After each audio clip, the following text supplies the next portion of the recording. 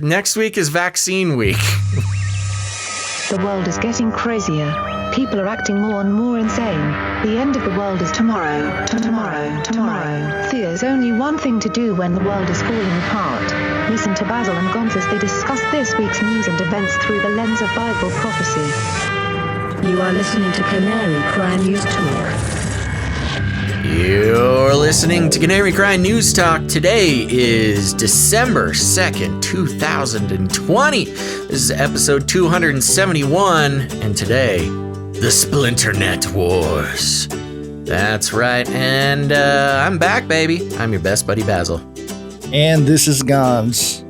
Welcome to the podcast where we love Jesus, we love you, learning to love ourselves, and we're praying for our enemies who are closing in with their great resex Splinternet plandemic. Wow. Oh no, they just keep getting closer and closer. Yeah. Well, I'm happy to be back. This was a wild Thanksgiving season, Gonzo. Yeah, apparently was eventful. You got cryogenically frozen. Yes, that was my CIA cover story. Oh, okay. Which you executed perfectly. Thank you. But just to honor our listeners and our viewers who, I really don't like missing shows. But believe it or not, contrary to popular belief, I do not like missing shows. And this one was, I was totally planning on being back from Thanksgiving on Monday.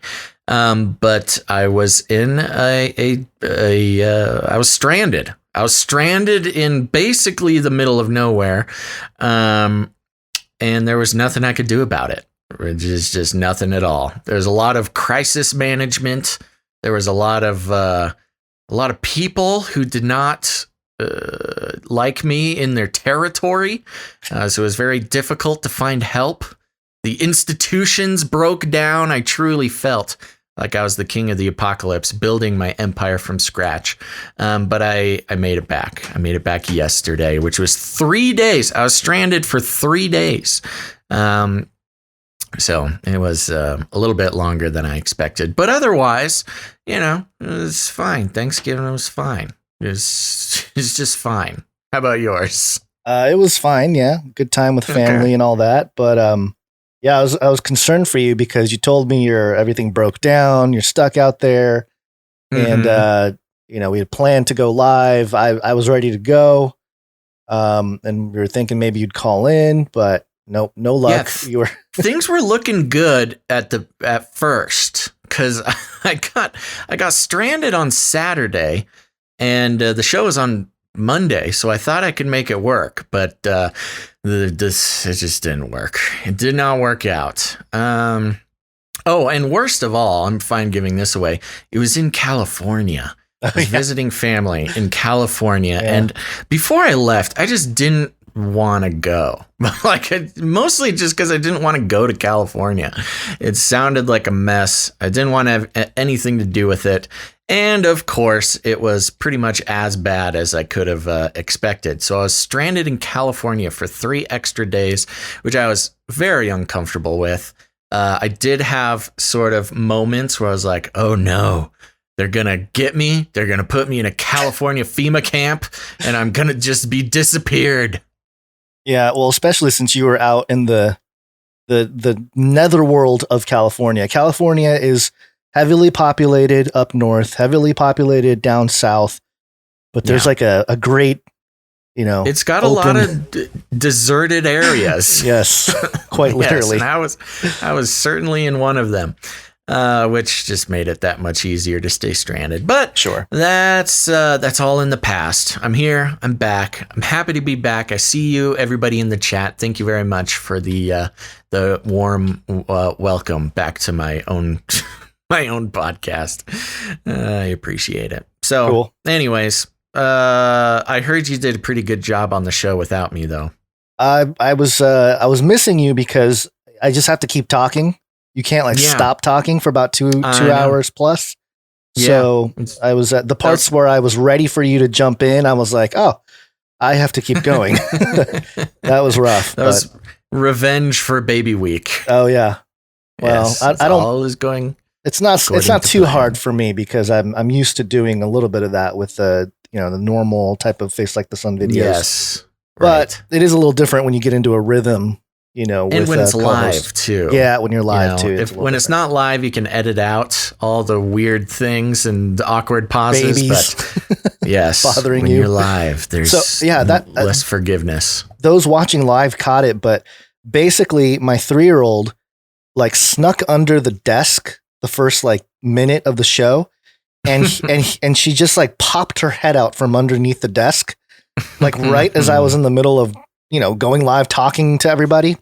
And it was it started off pretty disastrous even without you there. It was I had my own sort of disaster control at the beginning, and I had to leave the mic on for about a minute of nothing as I walked it was out like a and whole I ran thing. downstairs. Yeah, it was like a whole event, not just like a funny moment. No, see. It was a whole thing. So yeah, Okay. we all have our problems, our challenges of doing podcasts. And, imagine that 2020. Like we should expect disasters now, but it still catches us by surprise sometimes. we're ready for a great brand reset. Oh, Yeah, how about it? What do you Okay. think? we'll need to talk to the producers, Okay. but it is about that time. Yeah. But speaking of branding and the Great Reset, did you have any updates on the election that we need to pay attention to? Yeah, real quick. And so my question is very direct. Is voting by mail secure? So we've had the hearings the last few days, Arizona, Michigan.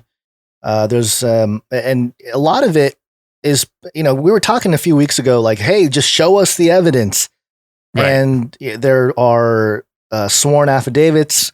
There's a lot of evidence, but it appears the mainstream media is not covering any of it. And on platforms like Twitter, you have a lot of people just sitting there going, oh, it's all dismissed because no mainstream media picks up on it. And Right. I think Trump is he's starting to get pretty annoyed with the whole situation. He's pushing OAN and a couple other outlets that are carrying it. But one of the things he went into the last few days, this is thehill.com. Trump threatens to veto defense bill over tech liability shield. And this is about Section 230 in the, like the Internet Protection Act. And Right. do you know about Section 230? Have we talked about Section 230? Yeah, we've mentioned it plenty of times. This is the piece of legislation that protects social media companies, Yes. from being considered publishers. Publishers. That's right. Yeah. So for those of you watching on screen, I have it up here.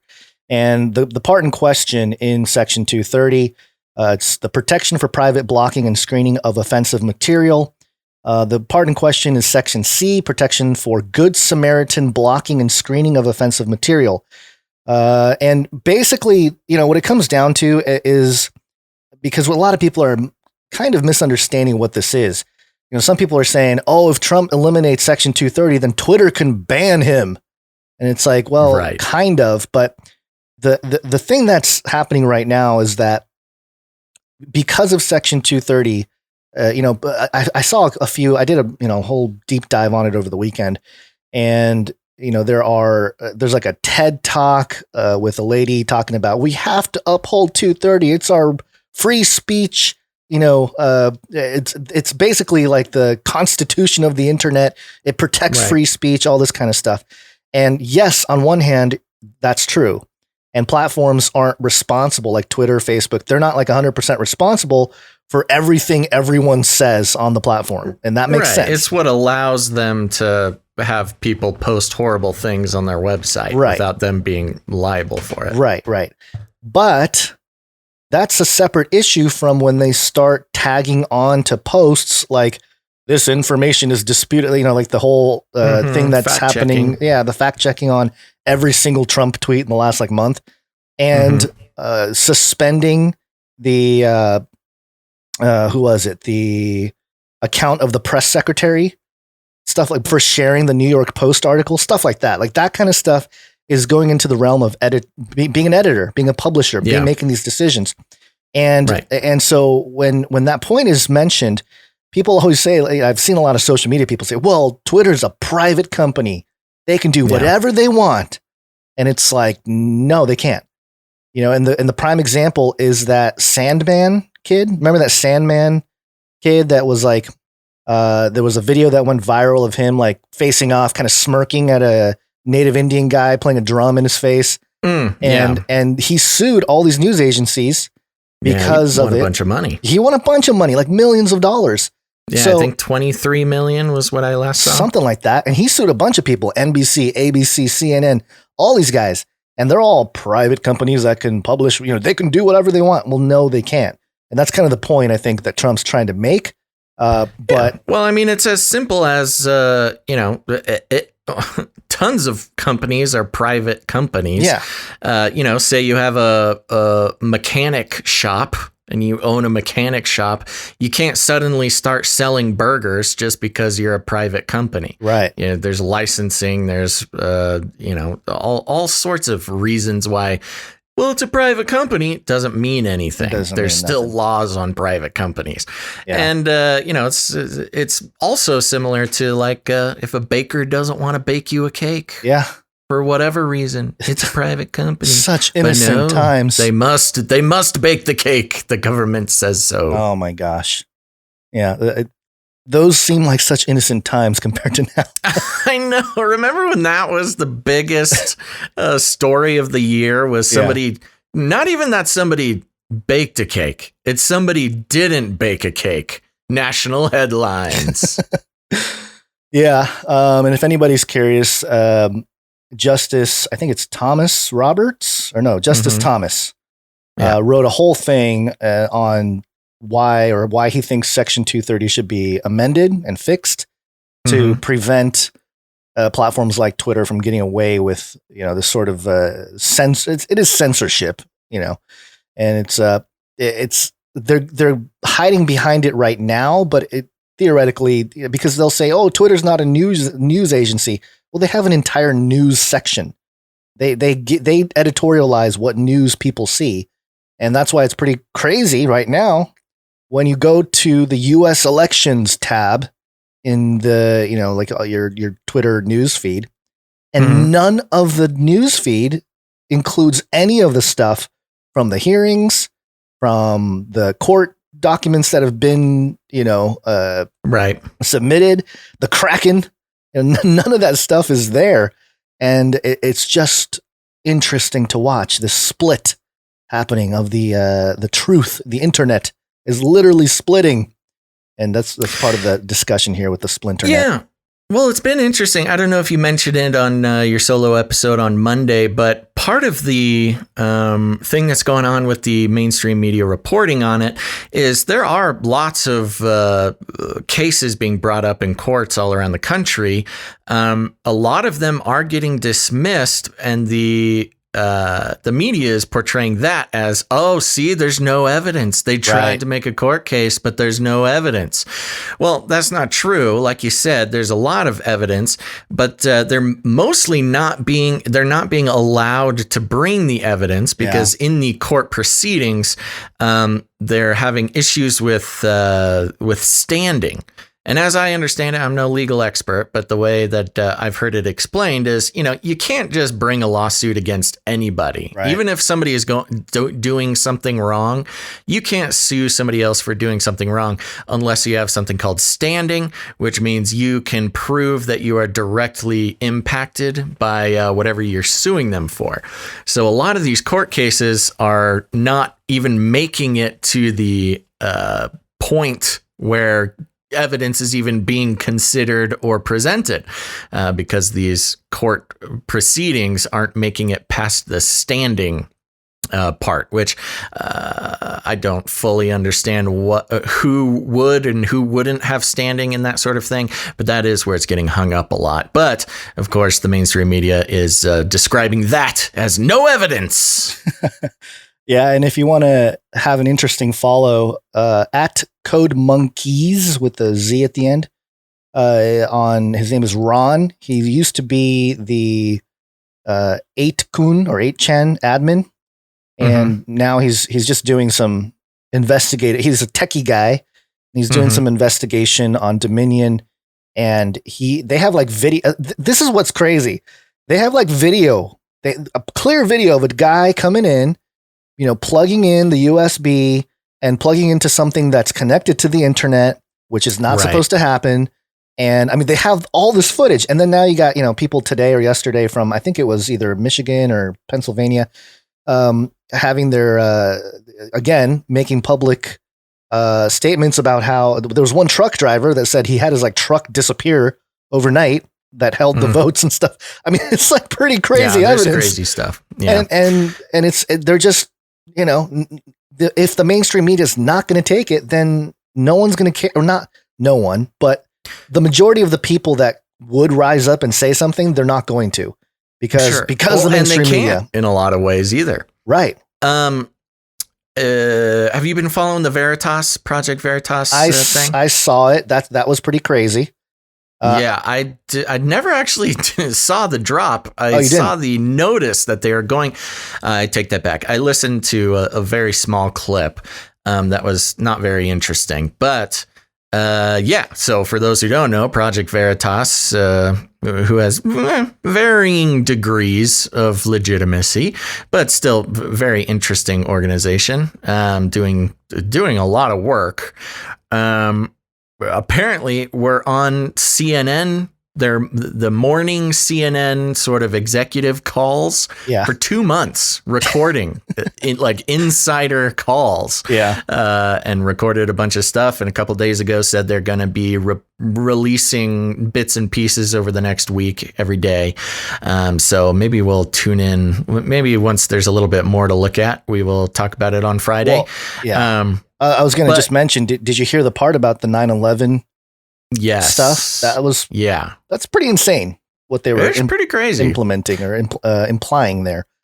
Basically saying the way the transition is covered, it could bring about a whole new 9/11. Yeah, they're saying it could cause another 9/11 if Trump doesn't hand over the presidency. Like, whoa, is that a threat? What are you talking about? Yeah, it was crazy. But anyway. But of course, Project Veritas is claiming that there's all sorts of recordings of CNN executives and different leaders in different leadership positions talking about how basically they're told when and how to cover everything by the Democrats, and which does not come as a surprise to anybody, I think, at this point.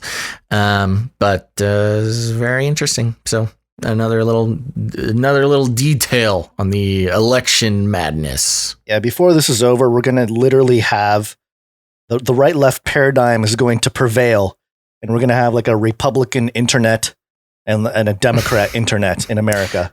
That actually is not the craziest thing I've heard today. So that's good. But also disturbing that saying something as wild as that, you're like, meh. Yeah. I mean, it almost already is like that. I know, but just with the way Facebook social media echo chambers are constructed, along with Google algorithms and things like that. This is well known, especially if you're a longtime listener of this show. The internet is a different place for you and your left-right paradigm neighbors. Yeah. All right. You ready for a flippy update? Let's do it. Flippy update. Do you want fries with that?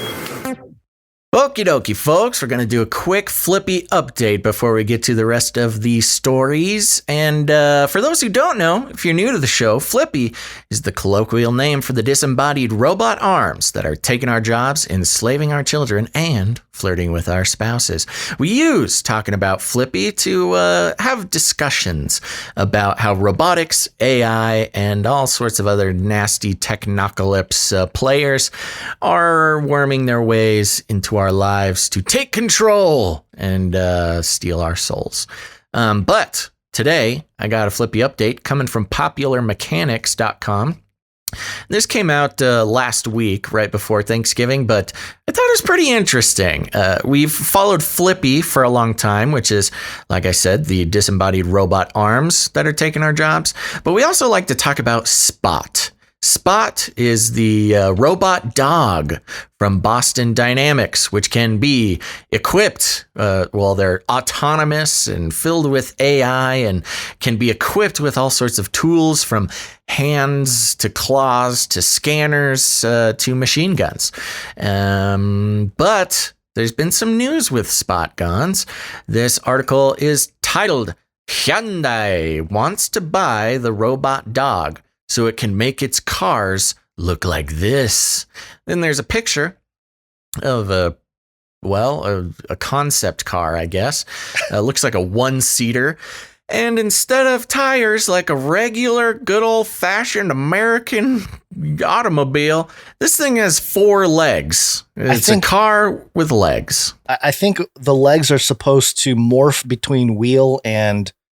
Yes. Like or dog legs. Legs so the legs have wheels at the end of the legs, but it looks like the legs can, let's just get into it. For its next trick, Spot, the world's favorite robot dog, known for perusing the Chernobyl exclusion zone, narking on social distancing rule breakers, and even working on oil rigs, could be getting a major treat from Hyundai. SoftBank is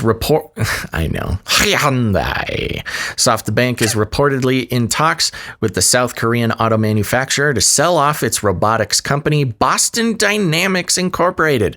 According to a Bloomberg report, supposedly the transaction could be worth up to $1 billion. That seems pretty low. That seems like a low ball offer to me, but I guess not a lot of revenue coming from the Spot sales. Last I heard, I think you could buy Spot for yourself for $75,000. So apparently not enough sales. Why is Hyundai so interested in the robot dog? We have a theory, and it has something to do with Spot's legs. Hyundai may want to adapt those limbs for its own completely wild walking car concept. At the 2019 Consumer Electronics Show in Las Vegas, Hyundai first debuted its so-called Elevate concept, which repaints a number of different electric vehicle concepts as legged insect-looking robots. As CNET's Roadshow said at the time, the car is capable of driving at highway speeds, climbing 5-foot walls, and stepping over 5-foot wide chasms, rendering it basically an AT-AT from Star Wars. In a January 2019 press release, Hyundai said its Elevate concept marks the first ultimate mobility vehicle, a buzzword that basically means the world's first car with legs. The company ultimately bills the strange cars as a possible solution in search and rescue operations. Of course, you always got to sell it for safety reasons. Here's a quote. When a tsunami or earthquake hits, current rescue vehicles can only deliver first responders to the edge of the debris field. They have to go the rest of the way by foot. Elevate can drive to the scene and climb right over flood debris or crumbled concrete. John Su, vice president at Hyundai, said in the release. That's not super surprising considering some of the coolest robots we've seen, from snake robots, drone fleets to full-out robot squads of varying shape and size, have been for rescue missions in caves and even dangerous inspections in nuclear facilities. The article has a little bit more to go, but that's the important part. So there you go, Gons. It's kind of weird. I don't know if I like the idea of Boston Dynamics being sold to Hyundai. They're over 20 years old, I think, at this point, and have been a staple in the Flippy updates for many years, and now they're selling out so we can have walking cars. Would you rather have a flying car or a walking car? I actually kind of like this walking car idea. It's kind of creepy, but it kind of sounds fun. It sounds safer too. The reason I'm not excited about flying cars is almost certainly we will all die of crashing our flying cars. Yeah, you say that, but some of these pictures here, there's one where it's kind of walking up this rocky hillside kind of deal. Depending on how fast this thing goes, you can turn into a smoothie inside. You know, like it's not going to be very comfortable. No, it'll be a little bumpy. Little. You know what I would love to watch, in the days to come when all cars have 4 legs instead of 4 tires? Live police chase videos with a walking car. Yeah, that's true. Would be fantastic. Yeah. Because usually, almost inevitably, the person being chased, just kind of skids out on the side or something, or they hit a fence or get stuck in a ditch. But now these police chases are going to take on it's going to be like parkour. It's going to be parkour police chases in these legged cars. And personally, I can't wait to see it. It's going to be a great time. So are you saying that the drivers themselves, like the people getting away, they're also going to have the legged cars, and it'll be this is in a world where the legged cars are ubiquitous. Okay. They'll be coming straight towards a ditch, and then the legs will come out. They'll jump over the ditch, and then they'll climb a fence, and then they'll escape until the police helicopter shoots a bazooka at them or something. I think the way it'll work out, the police force will have the cars before the consumers. And so, the car will crash, the guy will get out, run into the woods, and then the cop car will just walk over the little fence, next to the side of the road. Depends where you are. I will say this, where I was stranded in California, it looks like their police cars have not been updated since the 80s. So you would have loved to have this thing. This thing would have really helped you out. You could rule the rural communities of California in a legged car. Yeah. All right. Well, good luck. There you go. That's your Flippy update. Excellent. Did you see my Flippy update that I did? I didn't like it. Yeah, it was creepy, right? No, I didn't think so. You didn't think it was creepy? No, I didn't. Okay. I'm not trying. I don't want to put you down. That's why I found this one. The rope. No, not the one that I had for you today. The one from last episode. Oh, no, I didn't see that one. I tuned in late. Okay. I'm going to show it to you just so you're up to speed so that, okay. Our producers say things and they won't necessarily, you won't be confused. So this was a Reuters article, Egyptian inventor trials robot that can test for COVID-19. Oh. And look at this thing. I am. Oh no. Oh no. Oh, I don't like that at all.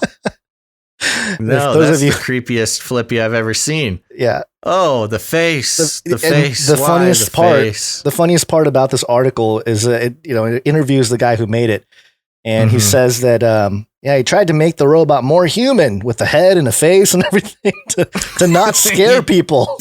He did a bad job.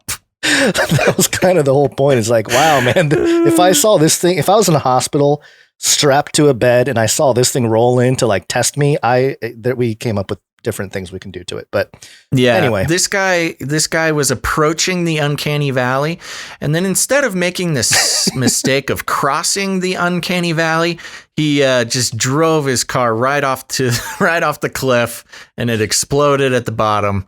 And that's a scary looking robot. What's the meme with the guy, the face meme that's like the angry I don't know what it's called.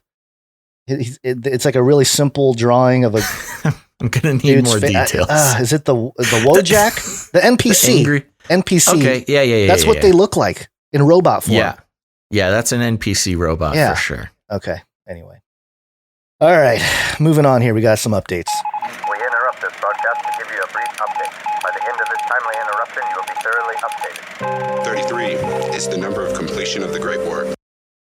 33 is the Illuminati dog whistle, and they always have 33 in articles that have to do with various things, like of course, I skipped one. Nope.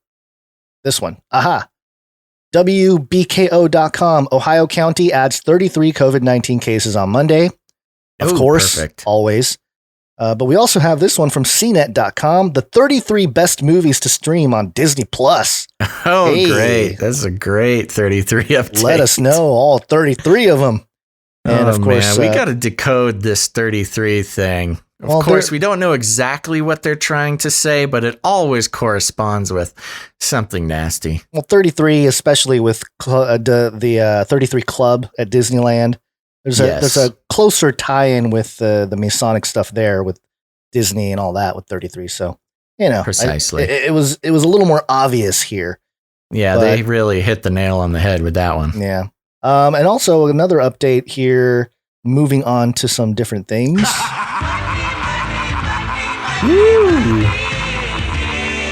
Blockchain. I am not capable of hatred. Ooh, is that Zuckerberg? Triple. Oh, yeah. This is VentureBeat.com. Facebook-backed cryptocurrency Libra rebranded as Diem in quest for regulatory approval. Oh, that's funny. Yeah, Libra got so much heat, they're changing it up, and they're called Diem now, and that's DIEM, like Carpe Diem. Yeah, right. And Diem means day to day, or the day type of deal. And so they're continuing their mission to become a sort of ubiquitous cryptocurrency that world currency that Facebook controls. And the funniest part about this, when you would probably understand this more than those who are not as well versed in crypto, but it's a stable coin. It's a dollar. It's a dollar stable coin, 1-to-1 to the US dollar, which is, it pretty much defeats the purpose of having anything crypto in a way, other than to monitor what you're using your dollars on. Exactly. That's Tracking the only purposes. reason why this thing would exist.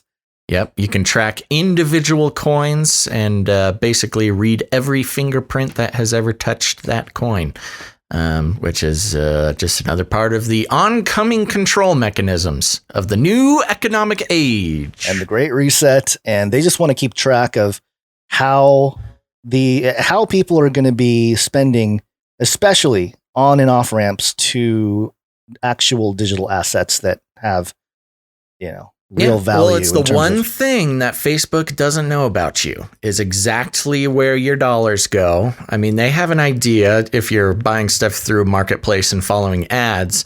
But with this cryptocurrency, Facebook will literally know every single thing you do throughout the day. So look, we're not, obviously, if you listen to the show, we're not anti-cryptocurrency as a concept, but this is an example of how cryptocurrencies can be used in very inappropriate pro-beast system ways.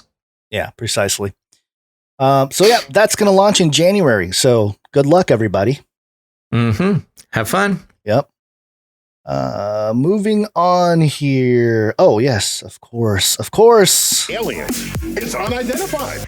Last episode, we talked about the monolith in Utah, and apparently the New York Times debunked it, or at least reported on the men who dismantled the Utah monolith. But Reuters.com reported, mystery monolith vanishes in Romania. Alien action or local prank? I love how they just throw it out there. It's kind of like... so the Romania one is gone already? It's gone, yeah. Oh, wow. And they don't know who did it. Yeah. Well, we hadn't done a show. We kind of missed out on this whole monolith thing. The monolith week. Yes, monolith week. We kind of missed out on it, which is too bad. But also, I did end up seeing a close-up picture. I was pretty intrigued. I mean, it was an intriguing thing to happen. But when the close-up picture started coming out, I was less intrigued because you could see rivets. You could tell it was a man-made thing and not a solid block of alien steel. Sure. Although I did find this footage. I don't know if you can see it, Basil. Or do you have footage?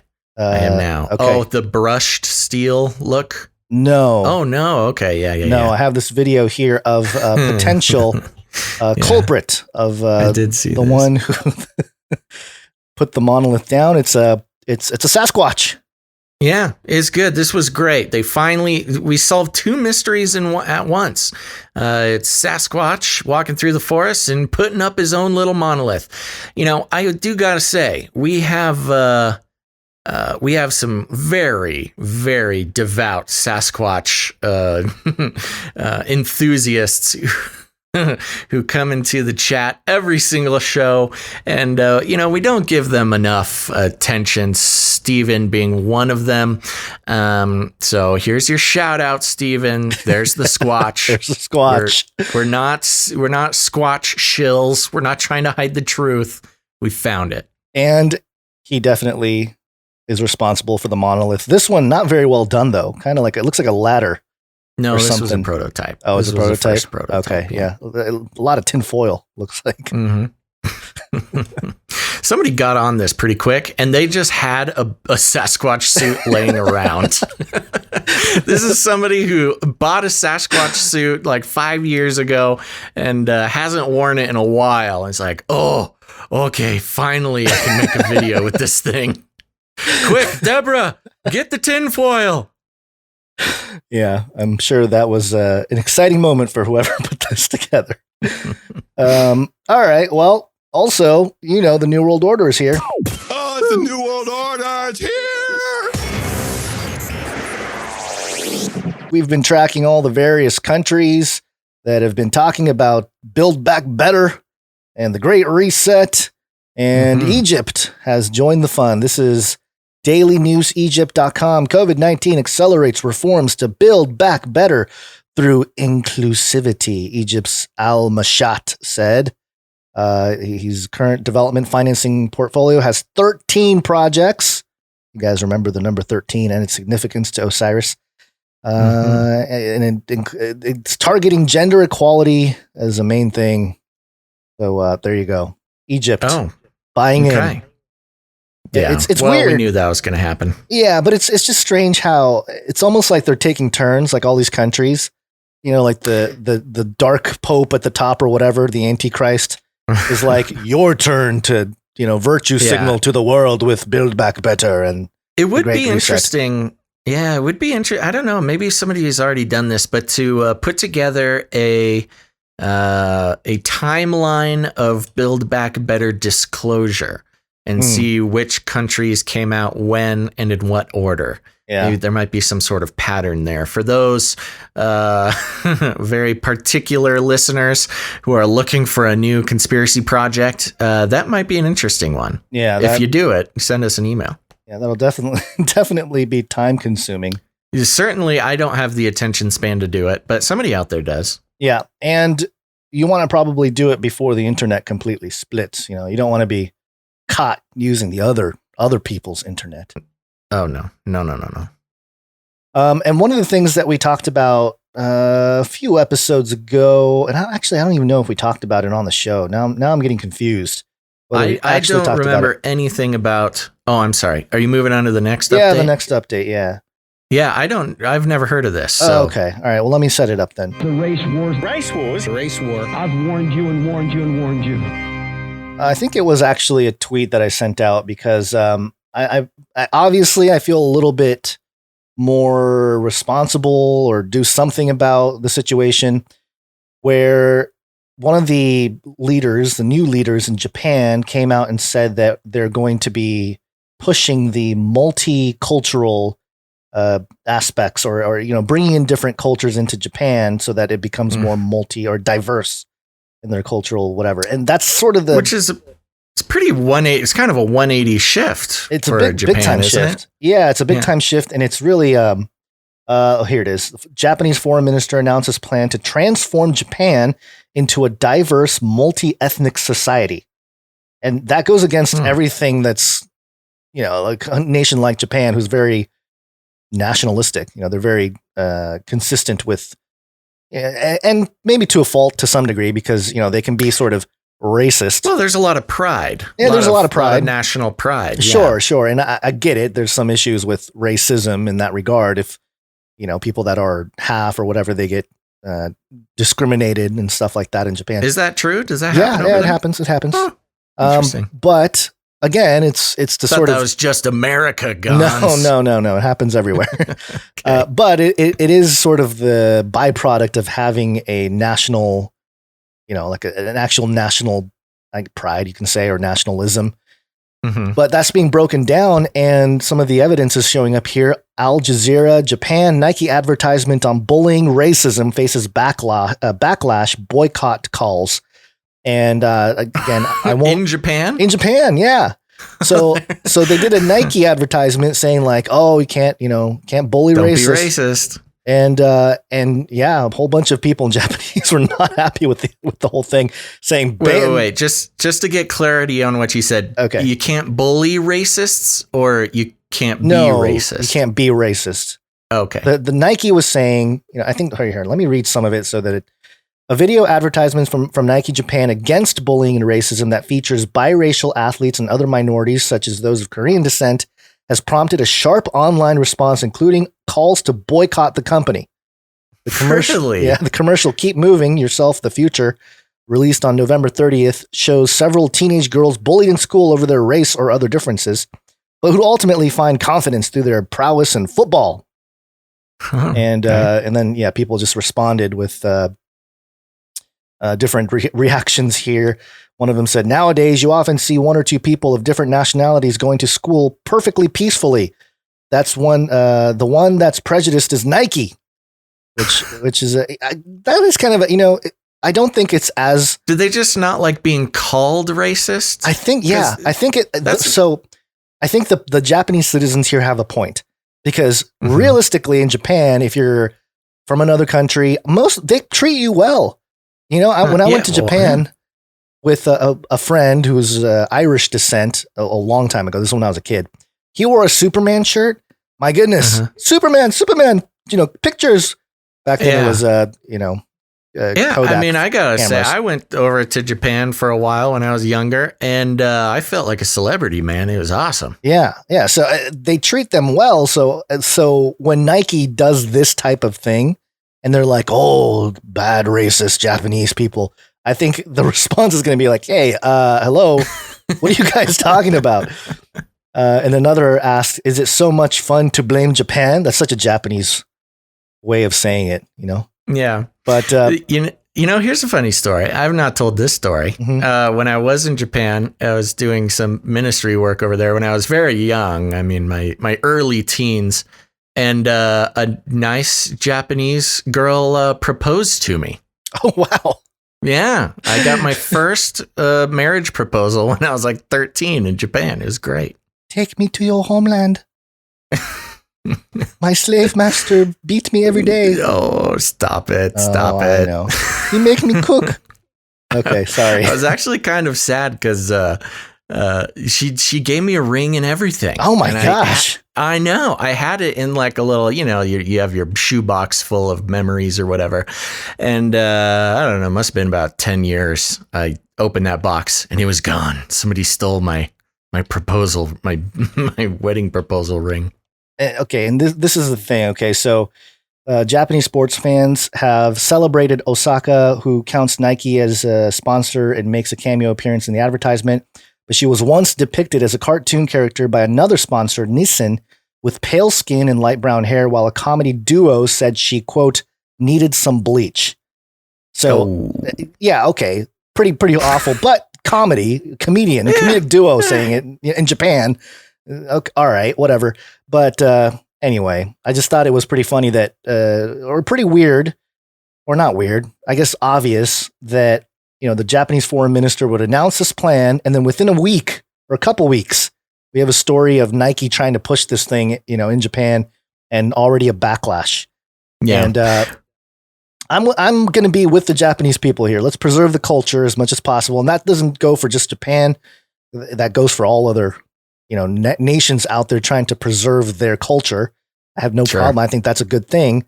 In this world of globalization and the entire world being Americanized, I think it's totally cool for countries to try to not become one monoculture, which is the risk that we're having right now. And I see Wasting Down Time 2 or Second, I think, in the chat saying that she's from Japan. And so that's cool. It's nice to have international viewers and listeners in the chat here. It's yes, good. She's been amening everything you're saying. Okay, she agrees. Good. And I'm anti Nike anyway, right? They got the Chinese children making their shoes. But also, this is a dead giveaway, just to note. Dota 2 star Ramses666 is now a Nike-sponsored athlete. That is so funny. Yeah, for those who are not aware of the esports community, this is a professional video game player who is now a Nike athlete. Oh my gosh, there's still a chance for me, Gons. Yeah, although my esports career is waiting. You might have to virtue signal Satanism. Yeah. Or like the beast itself, and be good at games. This is one of the benefits of being in the line of work that you and I are in. We could probably signal, put out all the right Illuminati signals better than even many of the legit, Illuminati agents. That's true, because we understand them better than they understand themselves. I know. That's what I love about it. Cons, I told you these updates were going to take 45 minutes, but let's keep moving. Do you want me to do these ones? Yes, I highlighted them so you do them. Okay, let's do this one. It's a pandemic special. A pandemic special. Okay, this is coming from USA Today. Fact check. Photo shows doctor hug lonely coronavirus patient on Thanksgiving. That's right, folks. We've got a bona fide fact check. And I'm not going to read the whole thing, but you can show the picture. Somebody posted this picture of a doctor. It could be construed as hugging an old man in the hospital, obviously. And he made a very touching post about, some people are stuck in the hospital with coronavirus, can't see their families, and wear a mask. And so USA Today decided they needed to run a fact check on this picture of a hug. Apparently it was a slow news day. And Gons, do you want to know what their rating was, what their fact check was? Oh, please tell me. Is this true? Is this fake news?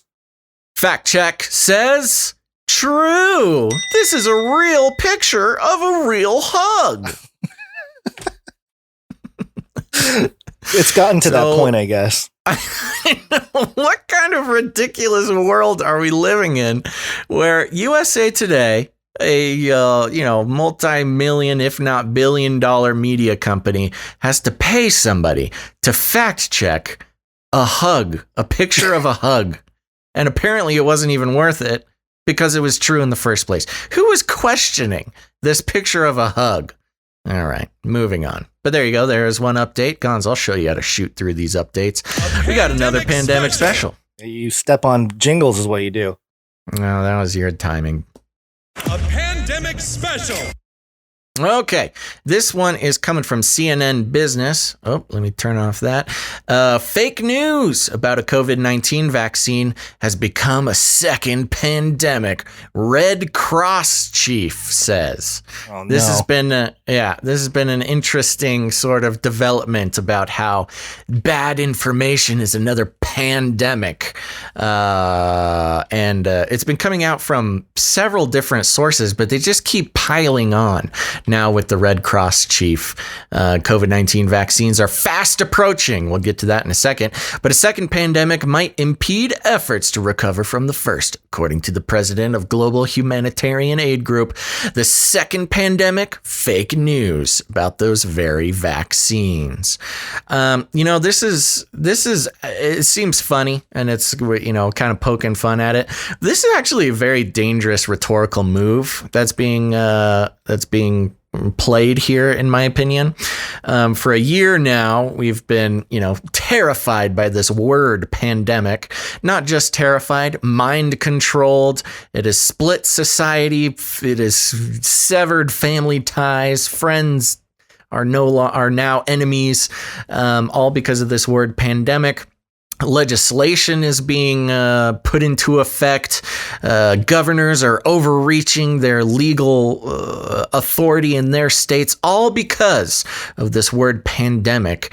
And now, as always happens, and we love tracing this stuff because we're seeing the beginning of it here. There's now a transmogrification happening of the word pandemic from its actual definition of a disease that is spreading at a certain rate and affecting a large portion of the population to anything they want it to be. Like news they don't agree with is now pandemic, and they will use that word to crack down, make more legislation, not about a virus or people's health, but about controlling the information flow. So there you go. You heard it here first. Labeling, it's again part of the double speak, the mind control of language that the media uses to create narratives out of a lot of times out of nothing. And there you go. Anything to say about this, Gon? Well, I think you covered the bases there, but got it. Yeah, nailed it. Making it a second pandemic and having it not actually be a physical disease, virus, whatever, is pretty ridiculous. I mean, and it's very disappointing, because Red Cross, I didn't have much trust for Red Cross for a while, but in the last decade, or maybe even more than that, anytime there was a natural disaster, whether it be, a hurricane or any kind of the tsunami, a whole bunch of people were like, oh, send money to Red Cross, send money to Red Cross. And I was always like, do they really use that money to help people? So I was skeptical of them already, but this is like a dead giveaway now. It's like, now how do you ever support this this organization? Yeah, it's just it's a non-profit, charity-based New World Order mechanism is what it's kind of turned into. Of course, hopefully that they are doing good in disaster zones and stuff. I haven't heard much on the boots reporting about that, but that is what they allege, and they may very well do that. But this participation in the changing we saw the changing of language. What was the one that they actually changed the dictionary definition of something because of ACB? I don't remember now. Sexual orientation or something. Preference. Sorry, sexual preference. Maybe. It was sexual preference, and ACB used it, and the next day the dictionary changed it to an offensive term.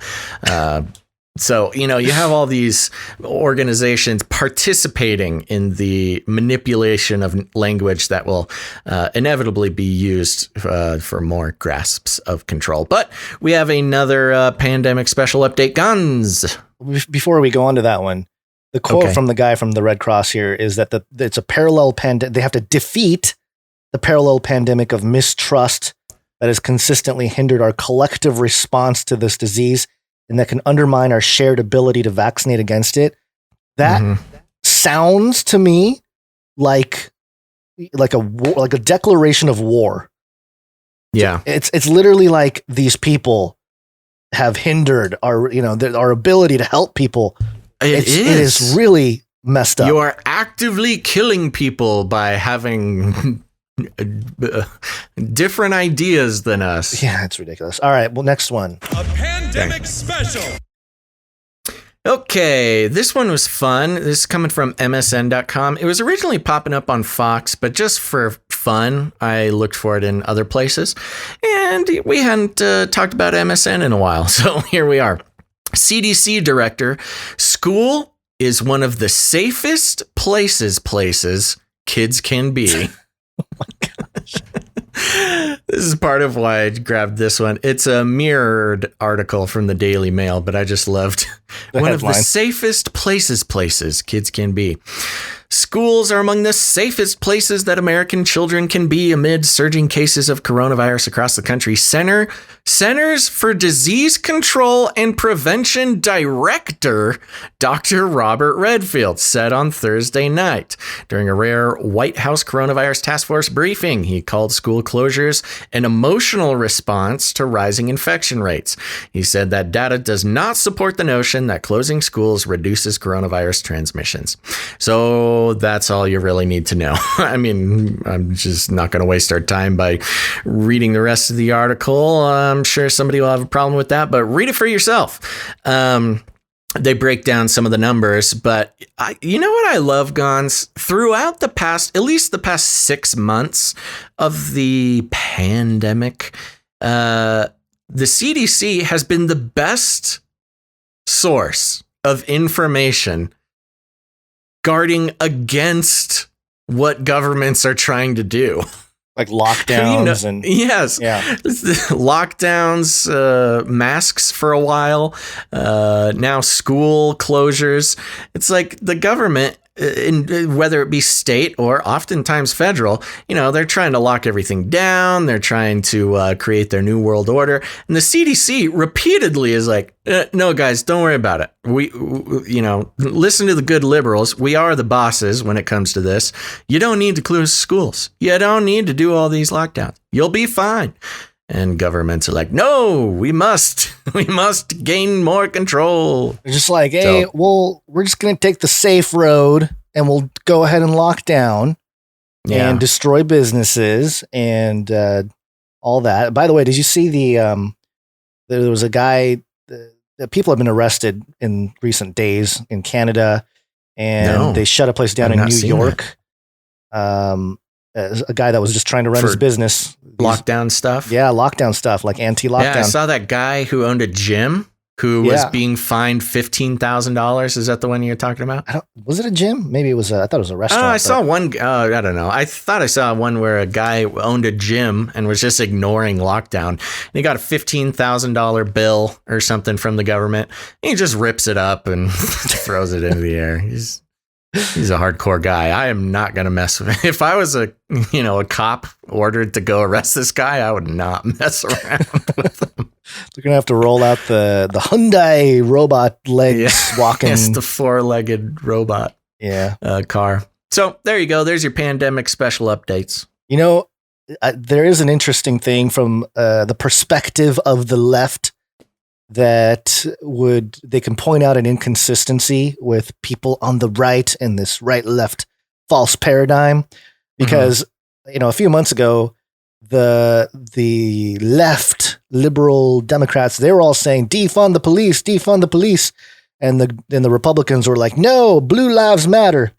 And then now with like certain locations, they're like, the Gestapo is here. They're arresting the people unlawfully. And the liberals are like, wait, I thought you guys wanted police officers. So it is a mess. I can see why they did all that, to really get people confused. The switcheroos. Man. It's crazy. The ideological switcheroos just keep happening, and a big story about that later on in the show. But yeah, you're totally right. They're good. They're good really at confusing people about what they believe. It's very, when you know how to spot it, it's fun and frustrating to watch. But a lot of people just aren't really paying attention to, how they're being manipulated. Yeah. And, and also human beings are able to hold two different ideas about something at the same time. What? No, we're not. Come on. Yeah, in a very impressive way. A lot of times, that's true. That's one of the marks of intelligence, they say. Really? Or maybe that's mind control as well. Yeah, no, that's one of the things. One of the key aspects of intelligence is being able to have two contradictory thoughts about something at the same time. Oh, that's probably why my wife married me. I was like, I hate you, but I love you. I have a feeling that a lot of marriages have an aspect of that.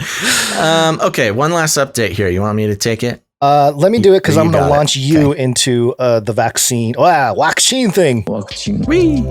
Vaccine. Vaccine.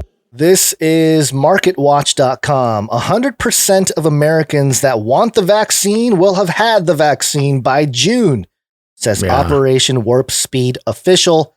That's there's only like 100 people who want it, so that seems like a reasonable goal.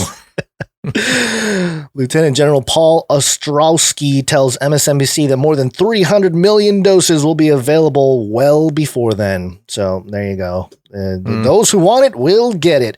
And the absolute opposite of the story they were telling last week, but okay. Yeah. And we did on Monday, when in your absence, I did have a story. I think it was from The Hill, that the CDC advisory panel said that people, and your thing about the CDC, they were basically saying like, hey, we need to make sure that the people understand that when they get this vaccine, there might be some side effects because they have to come back for the second one. We can't turn them off, because of all the side effects. So just make sure they know that they're going to feel terrible and some might die, but come back for number 2. But come back for number 2. You only got to do it twice this season. And then next year it would have morphed. That's what they don't tell you. Again. I will say, just as one last little personal update, I had my yearly or bi-yearly, whatever, doctor's appointment yesterday. No, she did not give me anabolic steroids, but it was very serious. I've never seen her push me in this way about getting the flu vaccine. Did not say a single word about coronavirus. Ooh, interesting. Yeah. And I took that. I'm going to put words in her mouth, but I took that to mean, don't worry about this coronavirus nonsense, but do get the flu vaccine. You know why? Even though the flu is down 5%, down, the CDC has stopped counting flu cases because it's so small, but the coronavirus is a flu. You know why? Get the flu vaccine. It's all about the money. And I bet you the hospital has already bought a whole bunch of the flu vaccine. They need to administer that. That's been well known. Yeah. That's well known for a while. Doctors get paid to strongly suggest people get the flu vaccine. So there you go. Nothing new. Vaccine.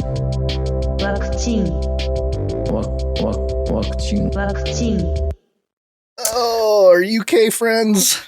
Oh, the UK friends. Let me take this one. It looks like you've got a lot of notes on the second. I do. Yeah. Okay. So I'll take this first group here. Here we go. This was a fun one that came across my desk yesterday or today. It is today, I believe. HuffPost. Gotta love it. The HuffPost. And yes, I will mention, for those who are new to the show, you'll notice we read from a lot of pretty well-known propaganda outlets. That's on purpose. We're not reading these articles to convince you that they're true. We're reading them to dissect them and see, how the mind control works. So don't be afraid. I'm reading from HuffPost. The article is titled, UK approves Pfizer BioNTech coronavirus vaccine for emergency use. Dun, dun, dun. But it gets more exciting, Gons. The Pfizer BioNTech COVID-19 vaccine has been approved for use in the UK and will be made available from next week, UK Health Secretary Matt Hancock said. Wow. So the UK, they're starting early. They want to get the vaccine out there. And for all of our UK listeners, really, you need to give us early reports about what it's like in the UK during vaccine week. There it is. Next week is vaccine week. Oh, there you go. We'll run some sort of producership special. We'll keep an eye out. Maybe 19, 20, 19. I don't know. We'll figure it out. UK regulators are the first to approve Pfizer vaccine for emergency use, and Britain will be one of the first countries to start vaccinating their population. Studies have shown the jab. I had to grab this article because it goes back to the jab, which as Americans, Gons, we were very confused by, and our UK listeners were very happy to educate us that the jab is a totally normal way of referring to the vaccine. So studies have shown the jab to be 95% effective and works in all age groups. No safety concerns arose from the clinical trials. What? Yeah. No safety concerns arose from the clinical trials. Now, Gons, this is why I contacted you before the show today. Of course, on this show, we covered a lot of the safety concerns that came from the clinical trials. But it did occur to me that I do remember specifically reporting on the Moderna safety issues. Do you remember at all if there were safety issues that came from the Pfizer trials? Yeah, see, I was trying to find exactly, and there was only some stuff that said that there were some side effects, and the one that there was a couple that I had here. One of them is from 10news.com, San Diego. What are the side effects of the Moderna and Pfizer COVID vaccines? And that was published on November 19th. And it says here in the article, Pfizer reported 3.8% of the recipients felt fatigue and 2% experienced headaches based on preliminary data from its phase 3 trial. And that's phase 3. I don't remember the phase 1 or 2. Right. It's a smaller sample size, but yeah, so they had nasty side effects, but as far as we could, again, it could have all been erased. Sure. But I feel like I remember there being some pretty serious issues. At least with the Moderna vaccine, there was like a spinal infection. Right. At least one person died from it. Yeah. Pretty serious. The Pfizer one, it says these symptoms are classified as grade 3 or severe adverse events because they can interfere with daily activity. So that was, between 2 and 4%. Yeah, they were saying like, I mean, you'll have to take a few days off work, right, to get the vaccine. Like, yeah, you're gonna be really sick for a few days just after each dose, of which there are 2. So it's pretty serious. So this goes directly against the thing I just mentioned from the last episode where I mentioned the Hill.com reporting on the CDC advisory panel saying, hey, make sure you warn them. Make sure you let them know that, the side effects can happen. Right, because they didn't want people running away. Right. So this is, the HuffPost is like, whatever. Don't listen to the CDC, those quacks. No safety concerns arose from the trial. You're going to be just fine. Get over here and get your jab.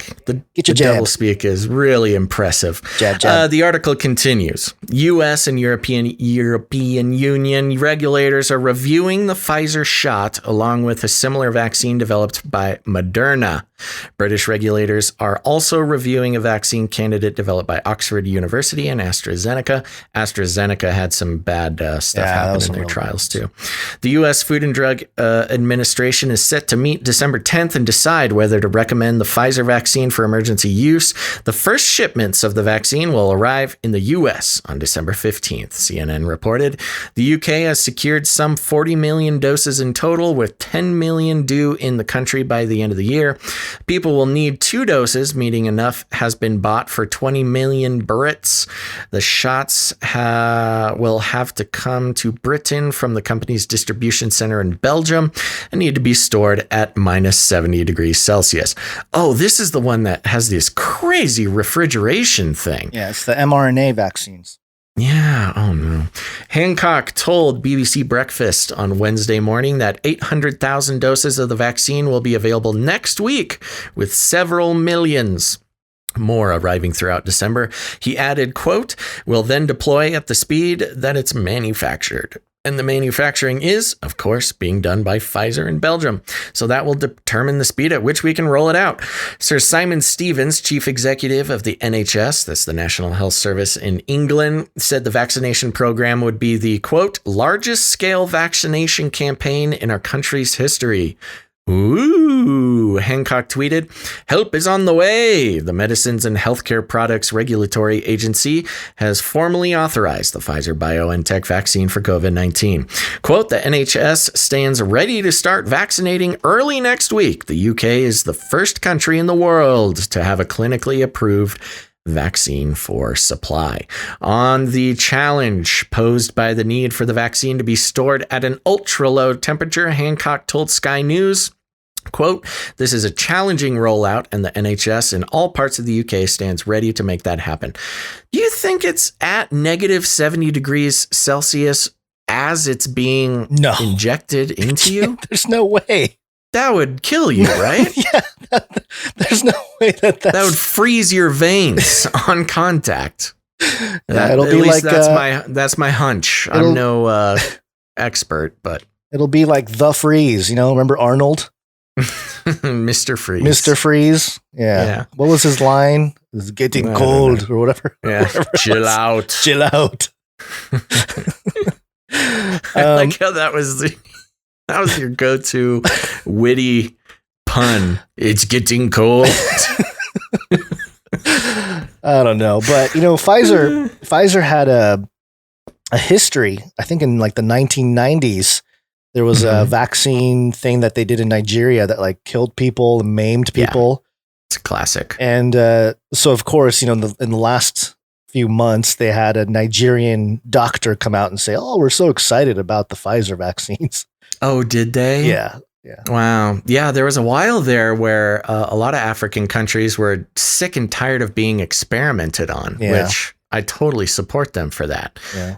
It's kind of a weird, sick joke that, Bill Gates and other companies test unsafe vaccines on Africans. Yeah. And it was actually 2011, which was 15 years? Yeah, 15 years after the fact that Pfizer actually started to pay out the people that were affected by that experiment. International vaccine courts. Yeah.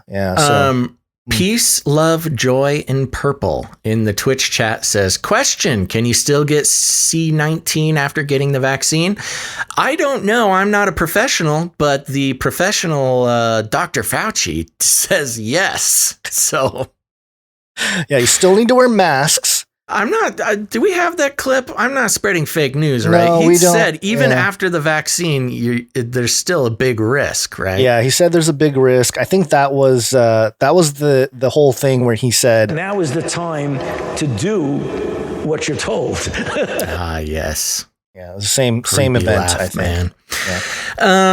Let me see here. Let me browse through this. I think that is, I don't think there's anything of import left in the article. But the big news being next week is Vax Week for you UK folks. So UK listeners, send us an email, canarycryradio@gmail.com. We want to hear what the deal is, especially if there's some sort of pressure or, God forbid, some sort of mandatory situation. I'm not exactly sure what the current situation is in the UK, but I know Boris Johnson really got on board with the whole New World Order thing halfway through the pandemic. Did you see the clip that I played in the last episode of an American vaccine distributor say that they put RFID chips in the vaccine? No. You didn't see that one? No. It's worth playing again. Let me pull it up here because it was what on channel is this? Is this a verified thing? CBN. CBN, Christian Broadcast Network. Christian Broadcast Network. Yeah. Let me find it here. Okay, let me pull it up. And I mean, that would make sense. Of course, that's something that we've been told is going to be happening literally my entire life. Yeah. Hold on. Let me see here. Let's see. Between my company, Apogec Systems of America, and the Department of Health and Human Services and the Department of Defense. And its purpose is to ensure that by year end, we'll have at least 100 million doses ready to inject of a vaccine or therapeutic, assuming one is available. How does the optional RFID chip work? Well, each of these devices that are injected have the capacity to also have a small chip. What that chip does is it has the unique serial number for each dose. It is designed so that there is no counterfeiting. It's designed so that we'll know exactly that the right dose hasn't expired. However, that chip only refers to the dose. There's no personal information, no patient information. It's simply like a barcode, only we know instantaneously where and when that dose has been used. That also helps public health officials know when there are outbreaks, have we vaccinated enough people in those areas? That technology is purely optional, however, and the U.S. government hasn't even decided if they're going to use it. There you Optional to who? Optional to me or optional to the government? I think the government. It sounded like the government because he said the government hasn't decided whether to implement it. Pretty crazy. It's pretty weird, right? I'm gonna have to look into this guy. I mean, that's ginormous news if that is And on CBN too. True. I don't know. CBN. I know. They just kind of do their own thing. I know, but it's you would think that somebody in the back at CBN is like, well, majority of our audience are Christians and they're all into the mark of the beast thing. And well, right. That's kind of what a little bit makes me suspicious. I don't know. I'm going to have to look into that guy because as a news organization, of which I trust none of them at this point, I don't care who it is. I don't care if it's CNN. Don't care if it's Fox. Don't care if it's OAN. I don't care if it's CBN. I don't care. I don't care where it is. I don't trust any of them unless I can look at the data myself. And CBN is part of that group, mainly because they have a lot of money to make by releasing a video that explicitly says that there's going to be a chip in the vaccine. It may be true. Like I said, I was even when I was in the most vanilla churches in my life, they are talking about, a chip being in a vaccine being the mark of the beast. So it's a little too perfect, but I'm not saying it's false. I'm not saying it's true. I don't know. I got to look into it. We got to look into it. Okay. Well, how would you say is the trust level of our leaders right now? Do you think it's high or low? What would you say?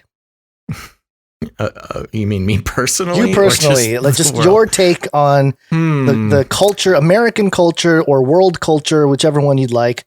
Trust for leaders. How is it on a scale of a church mouse to a rhinoceros? I would say I think the trust level is about 3. I was hoping you'd come up with an animal that fits that description in between the church mouse and the rhinoceros.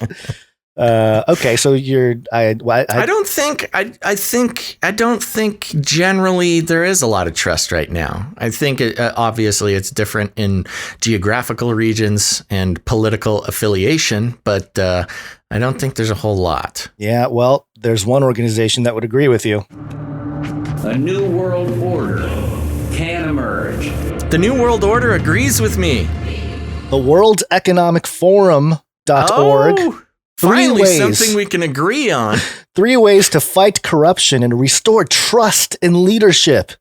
Wow. They're really, they see it falling apart. They must scour the social medias and see that the only people agreeing with them are crazy libjos. Well, at least it shows that they're paying attention. That's true. So the bullet points: as people around the world place their trust in the production and distribution of a COVID-19 vaccine, we must ensure corruption does not get in the way. Not only is calling on leaders to champion a culture of integrity and good governance the right thing to do, but it will also ensure that our global recovery efforts are not deviated by corruption. Here are 3 ways to overhaul our approach to combating corruption. Corruption. It's funny. What is their definition of corruption here? I was going to say that, the double speak or like the hidden thing, the mishap here is that organizations like the World Economic Forum they're at the tip of the criticism of corruption. So for them to be like, oh, let's fix corruption. Let's make sure there's no corruption. It's like, okay, the corrupt organization is saying no more corruption. Yeah. It says beautiful. Here, as we identify the paths necessary to come out of this compounded COVID-19 crisis, and prepare the conditions for a much-needed great reset, we must also keep the focus on long-standing challenges that will affect this recovery, most notably the fight against corruption and the search for greater trust and integrity in institutions across social, economic, and political systems. We have a unique window of opportunity to get recovery right and create a sustainable society if we put good governance, transparency, and accountability at the heart of all efforts and realize stakeholder capitalism, an economy that serves the interests of all. Yeah. Who are they writing to? Like, who do they think that is reading this? You know what I mean? They keep saying we. And stakeholder. Well, from my point of view, they're just talking to themselves and referring to stakeholders as rich people or something. It's 100% right. So good. Stakeholder capitalism, all right, because I needed to look into what stakeholder capitalism is, a little more specifically. Right. And it's a hyperlink that takes you to another World Economic Forum article, Why We Need the Davos Manifesto for a Better Kind of Capitalism. We don't need that. We don't need it and we don't want it. We already have it, I think, because this article is from December 2019, a year ago. Oh my gosh. And so what kind of capitalism do we want? They basically say that they want a stakeholder capitalism, a model. And this is written in first person, which is always weird on the World Economic Forum website. Stakeholder capitalism, a model I first proposed a half century ago, as if like the World Economic Forum is a person. Positions private corporations as trustees of society. And is clearly private corporations as trustees of society. Oh, I just got a little sick. That just made me a little sick to my stomach. Yeah. And is clearly the best response to today's social and environmental challenges. Remember, this is before the coronavirus that this actual sentence or paragraph was written. That is the scariest thing I've ever heard. And then they bash shareholder capitalism. Currently the dominant model, first gained ground in the US in the 70s and expanded its influence globally. In the following decades, its rise was not without merit. During its heyday, hundreds of millions of people around the world prospered as profit-seeking companies unlocked new markets and created new jobs. But that wasn't the whole story. Advocates of shareholder capitalism, including Milton Friedman and the Chicago School, had neglected the fact that a publicly listed corporation is not just a profit-seeking entity, but also a social organism. Together with financial industry pressures to boost short-term results, a single-minded focus on profits caused shareholder capitalism to become increasingly disconnected from the real economy. All right, there's maybe something in there about, okay, yeah, you're always focused on the bottom line. That's kind of like the typical criticism people have for capitalism or corporatism. Many realize this form of capitalism is no longer sustainable. The question is, why have attitudes began to change only now?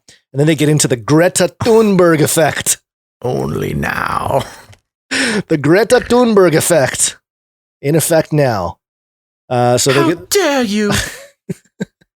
It's pretty good, Greta. Thanks. I've been working on it. But so the idea of stakeholder capitalism, and again, this article has a quote from Klaus Schwab. Again, this is December 2019. This is a year ago. Wow. So this is before everybody started bashing on Klaus. But I will say this is right when the elites were allegedly told about coronavirus. Yeah. Starting. Yeah. Yeah, it is. It's almost like they knew. We kind of skipped it, but there's actually, I have it right here. It's an NPR article talking about how, it's called Coronavirus was in the U.S. weeks earlier than previously known and puts coronavirus in the U.S. sometime in December of 2019. So they were publishing this article as they knew the coronavirus was in the United States. Yeah, that makes sense. So the quote from Klaus Schwab is, quote, "The World Economic Forum is releasing a new Davos manifesto, which states that companies should pay their fair share of taxes, show zero tolerance for corruption, uphold human rights throughout their global supply chains, and advocate for a competitive level playing field." And the article continues, but to uphold the principles of stakeholder capitalism, companies will need new metrics. For starters, a new measure of, quote, shared value creation should include, quote, environmental, social, and governance, ESG goals as a complement to standard financial metrics. Fortunately, an initiative to develop a new standard along these lines is already underway with support from the Big Four accounting firms and led by the chairman of the International Business Council, Bank of America CEO, Brian Moynihan. And it kind of goes on here, but here's what's going to happen. And this is part of the Great Reset. And the reason why states like California are even in again, they're, locking everything down again and fears of locking down even. And we'll see what happens with the UK. I'll be interested to see first round of vaccines. And then 2 weeks later, we're going to lock down. It's not working. Lock down more. Yeah. What's happening? This is clearly, this is clear as day for anybody that's paying attention here.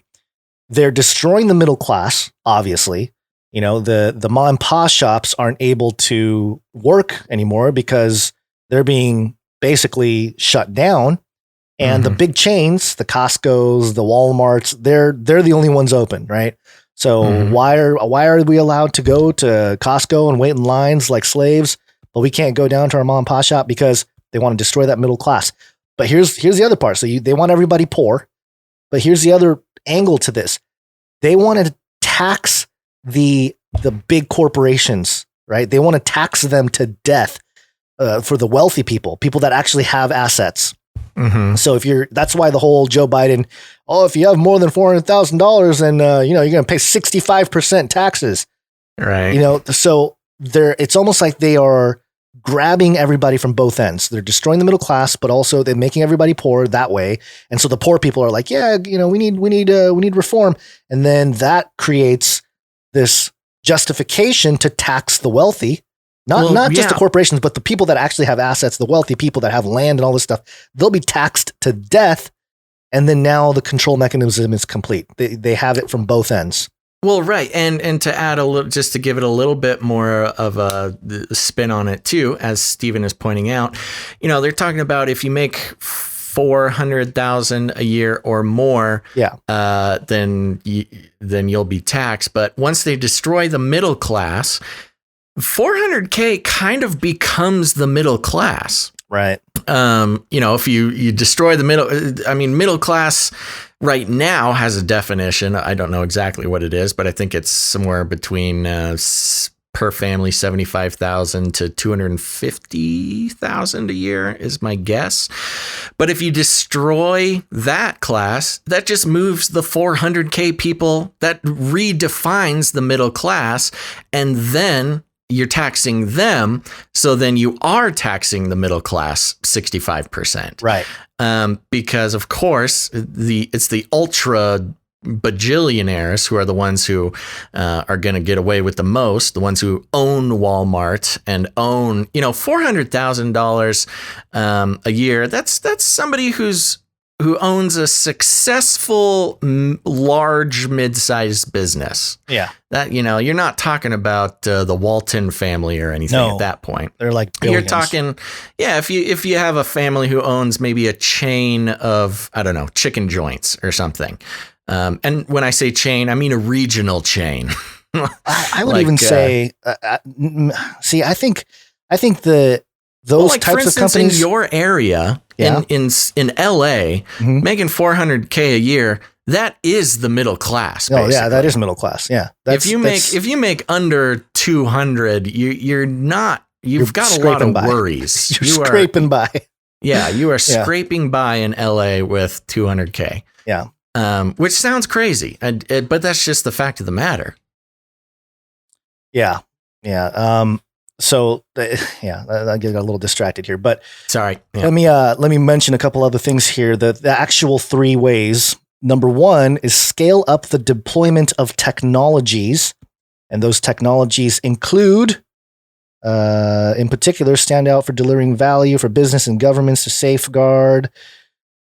One of them is blockchain. Blockchain. Big data analytics and artificial intelligence. So AI and blockchain to help root out corruption. Buzzwords. This is nothing. I know. But it's funny how the World Economic Forum are saying that that's how you root out corruption. And it's like, well, why don't we do that with the World Economic Forum first? How about that, folks? Yeah. Number 2, ensure ESG includes good governance. ESG, which is environmental, social, and governance reporting. Yet the G, which is governance, must be treated with a sense of urgency and priority as well. Without effective governance, we may fall short on the delivery of everything else. Let's remember Enron and the 2008 financial crisis. Oh no! Remember. Nice little nod to Sidney Powell with the Enron, bringing up the Enron. Yeah. Yeah. So they want anti-corruption. They said anti-corruption represents one of the core metrics for reporting sustainable value creation. What? How? Okay. I want to know, like, the app, these guys go into some app company. All right. Use blockchain, use AI. we need an anti-corruption metric. And we're going to call it, we're going to create sustainable value creation points based on it. I mean, okay. What are you talking about? Don't know what any of that means, but whatever you say. Sure. Yeah. And as you know, what gets measured gets done. What? Okay. We believe these metrics will be a key to achieving the SDGs. Investing more efforts on the G piece helps build a solid integrity culture, which is one of the foundations of fighting corruption. And then number 3, think systemically and work collectively. And yeah, I mean, it's just a bunch of jibber jabber. It's jibber jabber. It's just a bunch of jibber jabber buzzword nonsense to justify their complete takeover of the world. Yeah, I mean, it's just ridiculous. So anyway, that was the article, and just as a periphery to some of this, real briefly here, this is edxlive.com. There was a headline that said COVID-19 worsening gender-based violence, human trafficking for women, according to the United Nations, and they called it a shadow pandemic. That doesn't surprise me. It doesn't. I mean, it doesn't surprise me at all. It doesn't. And in fact, I think it's the fringy weird folks that could have told you that before all this nonsense happened. Exactly. It's called it, or tried to tell you kind of moment, because locking all this down is going to make all that stuff worse. And I like how the UN are calling it a shadow pandemic. We got the pandemic, but and then we have the what was the other pandemic? The fake news pandemic. Yeah, the info pandemic. The info pandemic, disinfo pandemic, and then now we have the shadow pandemic, which is got crazy. You must be crazy if you believe in Pizzagate. Caused by the lockdowns, by the way. Yeah, it's the lockdowns that are giving the spike in a lot of the the unfortunate stats in domestic abuse and stuff like that. Right. And last quick headline update here as a peripheral. This is finextra.com. CCAF, that's the Cambridge Center for Alternative Finance, World Bank, World Economic Forum, study into COVID-19 impact on fintech, a sneak peek. And they go through the collaborative mission between all these organizations and how they're going to digitize everything. Everything's going digital. And it's if I never hear the word fintech again, it'll be too soon. I really started hating that word. I'm going to write you a letter and call it. No, don't Love letter to fintech. Love letter to fintech. That would be a very funny open letter to write. Yeah, I think you should do it. You would write it from the perspective of a domestic abuse victim who's in a relationship with fintech. Yeah. For those who don't know, fintech is a dumb word that means financial technology. Yeah. Okay, great. Well, anything else on that? Nope. Just I wish I had more good news, but I think part of this whole process here is to inform people about the reality of the situation we're in, and share some of these articles and point out some of the inconsistencies and the ridiculousness that they're peddling, because it's all published, because they think they're getting away with it. Yeah, they do, but they're not. Yeah. Well, they might. They might. But well, they might. They might. The way things are going. But, we're good. We're grounded. We have Jesus. We're good. But also, also, we're taking a break. We're taking a break. It's break time. Come on, take a break. Okie dokie, folks. We're just going to take a quick break. I saw some people actually in the chat asking about support links, and we will teach you about that in just a second. But don't go anywhere, because after this break, where we're going to thank a few producers, in just a few minutes, we're going to be talking about the Trump New Age and his new potential moves in regard to the election fraud thing. And I'm going to be going on a beautiful rant rant about doublespeak and mind control and just the messiness that's going on in the world, and it might pertain to you. So stick around for after the break. We've also got an update on the beast system. You're gonna want to hear it, folks. It's very important. But before that, we are going to thank some of our producers. That's right, producers, you say? I say yay. Yes, indeed, producers. You might notice that we do not read any ads on this podcast. We don't have any sponsors, no corporate sponsors at least. We are completely free from the shackles of corporate money, which a lot of podcasts can't say. I'm not going to name any names, but it is a viable way to finance, a podcast if you're trying to do it professionally.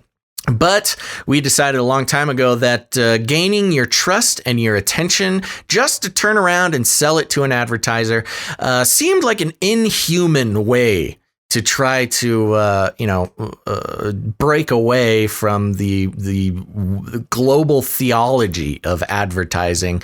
And you know what? We're all about being counterculture around here, apparently. And so that's one of the ways that we do it. Now, let's see here. Oh, I've completely lost control of my VR space, so I'm just going to run blind on this one, as always, I guess. So there you go. Instead of luring you, dear listener, in to be advertised to by advertisers, big companies, Swiffer, WetJet, whoever, that incentivize Gons and I to consider you as a number, a piece of cattle, a commodity to be sold and traded on a global market for our own personal gain. Instead, we work on the value for value model, which is very simple. The way it works is we create value by doing the show, doing it pretty often, and we like to think we do a pretty good job with it. And we make it available to you for free. And if you get any value out of what we do, whether it's education or analysis or double speak finger pointery or even just entertainment, whatever it may be, you have the opportunity to become an actual producer of the show. And we have people coming in and doing that in several different ways. One is with your treasure. You can support us at financially if that is in the cards for you. But if supporting us financially is not possible, that's totally fine. There's tons of ways to support the show, like with your time and with your talent. And we will thank some of our time and talent folks in just a second. But right now, we will thank some of our new producers of the show.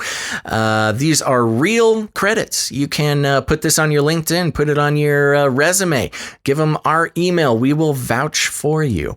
And first of all, one of the easiest ways to become a producer of the show is to head over to patreon.com/CCNT for Canary Cry News Talk. That's patreon.com/CCNT. There's all sorts of fun levels you can join up with there. And we've got 2 new producers over there, which is very nice. Thank you very much. The first one, Gons, are you ready to thank these producers? Yeah, I was just looking up. It looks like our Facebook feed was shut down. Shut down. That's a very specific way to describe that. Yeah, because we're still connected to Periscope and Twitch and DLive and YouTube, but Facebook, for some reason, is not. They didn't connected. Like us talking about the Libra rebrand, probably. Maybe, probably. Yeah. I haven't looked up in a while, but yeah, it seems like maybe that triggered them. So. Oh yeah, look at that. It looks like it shut down pretty quick, actually. Okay. Okay. So, first of all, Gons, are you ready to thank the producers? Yes. Come on. Okay. If I can get control to get to my list. First of all, I want to thank our new producer, Serial King. Lovely. Thank you very much, producer Crunchy. Serial King. He's not Captain Crunch, Serial King.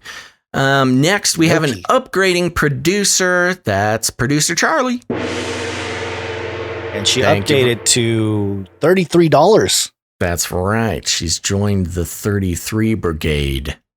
That's what I'm calling. Instead of us having to say 33 Club and then backpedal every time, I'm just calling it the 33 Brigade. Nice. Nice. Okay, and that's all of our new producers for the Patreon, patreon.com/CCNT. Now, that's not the only place that you can support us with your finances. A lot of people don't like Patreon. There's a lot of reasons not to like Patreon. That's okay. That's why we have canarycryradio.com/support. canarycryradio.com/support. That's right. canarycryradio.com/support is another great way to support the show. You've got PayPal options. You can come in with a monthly producership, or if commitment is not your thing, you can come in with a one-time producership in any amount. There's also cryptocurrency. You can read about the Canary Cry roundtable of knights and dames over there. A lot of great information just regarding our philosophy around producing the show as well. So go to canarycryradio.com/support. And Gons, did anybody come in on the PayPal? I think we had one. We had some recurring. So thank you for all the recurring producers. We only had one new producer that I could see, and it was Jonathan W. Oh, thank you very much, producer Jonathan W. Yep. Okay, well, that makes the break short. Yep. I'm sure there's lots of people happy about that. Sure. So thank you to all of our producers. We truly cannot do it without you. And thank you to our monthly recurring producers laying down a stable bed to, help us get through the month. And yeah, I'm not surprised that the producership segment is a little bit shorter. We have had some consistency issues lately. So I take a little bit of, consolation in that. But now is a great time if you've been thinking about helping produce the show, or you just enjoy the show and haven't become a producer yet, or you want to produce another episode, please consider heading over to canarycryradio.com/support. We're moving into the holiday season, so we understand that times can be tight. Don't worry. Don't feel guilty if you can't. But if you got a couple bucks, really anything helps. And it's one of those things. You set your own value on the show. It's one of those systems where, with a show that includes advertising. Oh, you know what? Hold on 1 second.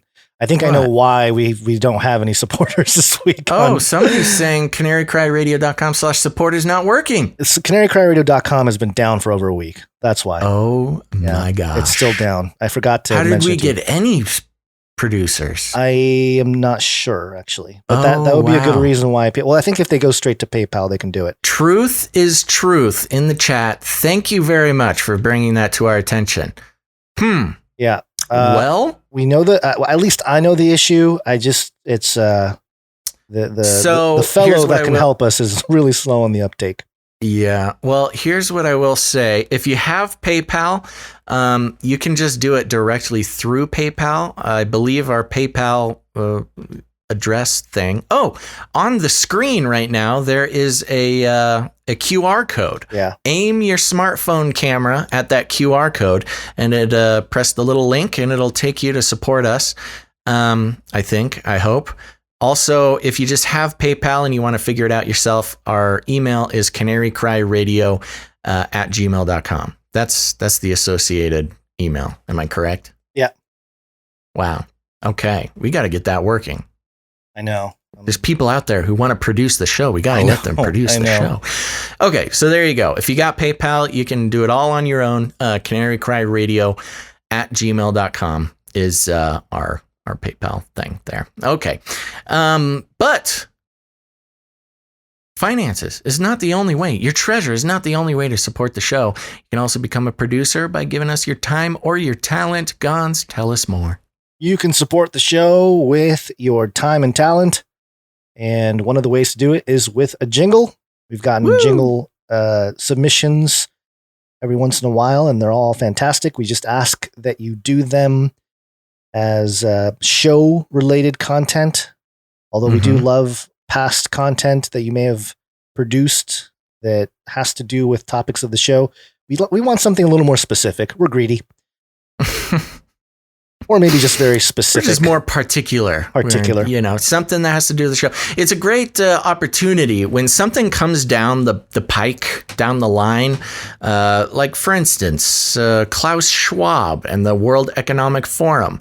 We're talking a lot about them. We're going to be talking more about them in the future. Somebody out there might want to make a little jingle for the World Economic Forum. So whenever we talk about them, we can play that little jingle. It's a fun way for people to help out with the show and get a wide variety of creative input into the production of the show.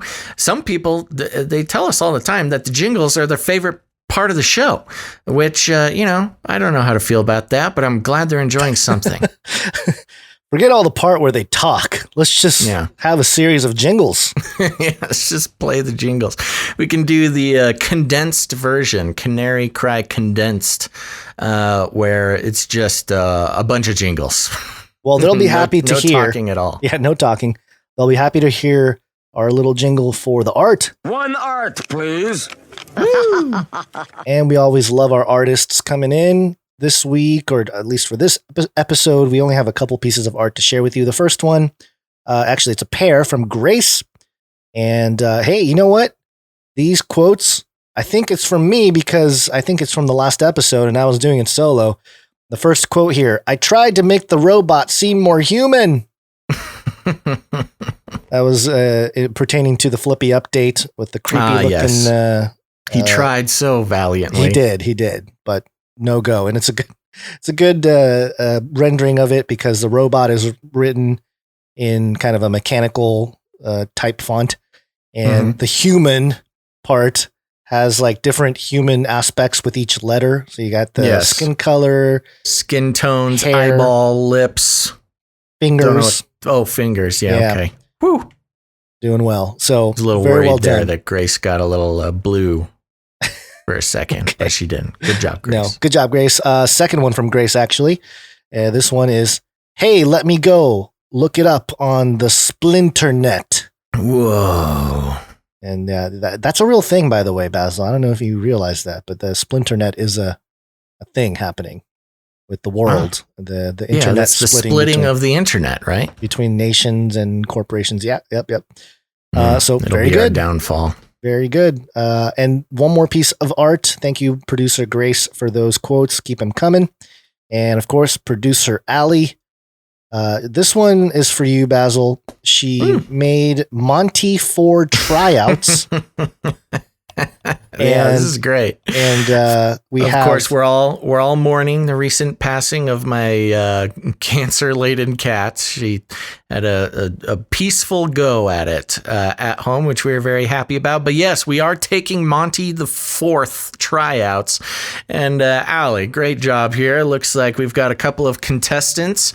On the left, we have Jerboa, which is like one of those little kangaroo mice, I think. Yeah. Is what I'm looking at. Yeah, okay. This is cute. I could get it. I could cuddle that. Next, we've got a tufted deer. I think I've seen one of these in a zoo. If I remember correctly, they're kind of like these weird, tiny little dog deer. I don't know. I don't know how I feel about cleaning up deer poop. I don't know if I could convince it. And on the right, we have an armadillo. Which I think is pretty. I'm pretty fascinated by the idea of having an armadillo. There's a couple of issues. Well, first of all, I will say armadillo for a long time. I mean, when I had a favorite animal, it was an armadillo. I just thought they were so cool. So I'd be into that. I'm pretty sure you can get leprosy from armadillos. I'll have to fact check that though. I just pulled up the Jerboa and some pictures of it, and wow, that thing, it's cute in a creepy kind of way. I mean, they're cute, but they're. I should get a monkey like Justin Bieber. Oh yeah, there you go. Get a monkey for about 4 months, I think. But anyways, Allie, great job. I really appreciate your ability to switch from doing perfect renditions of Joe Biden and Obama into really doing a beautiful job drawing a jerboa, a tufted deer, and an armadillo. I'll keep everybody posted on which one of those 3 contestants get to live in my house rent-free. Fantastic. Great job, producer Allie. Keep him coming. Thank you very much. And that's it for, the timestamps. I needed to thank Jade Bouncerson once again. I think she was the one that did the timestamps in the last. Jade Bouncerson. Yeah. I've not heard of this producer before. Is she new? I think. Or he? I don't know. I think it is somebody that we know. Okay. Yeah. Well, thank you, somebody that we know. Yeah. Very much for giving us the timestamps.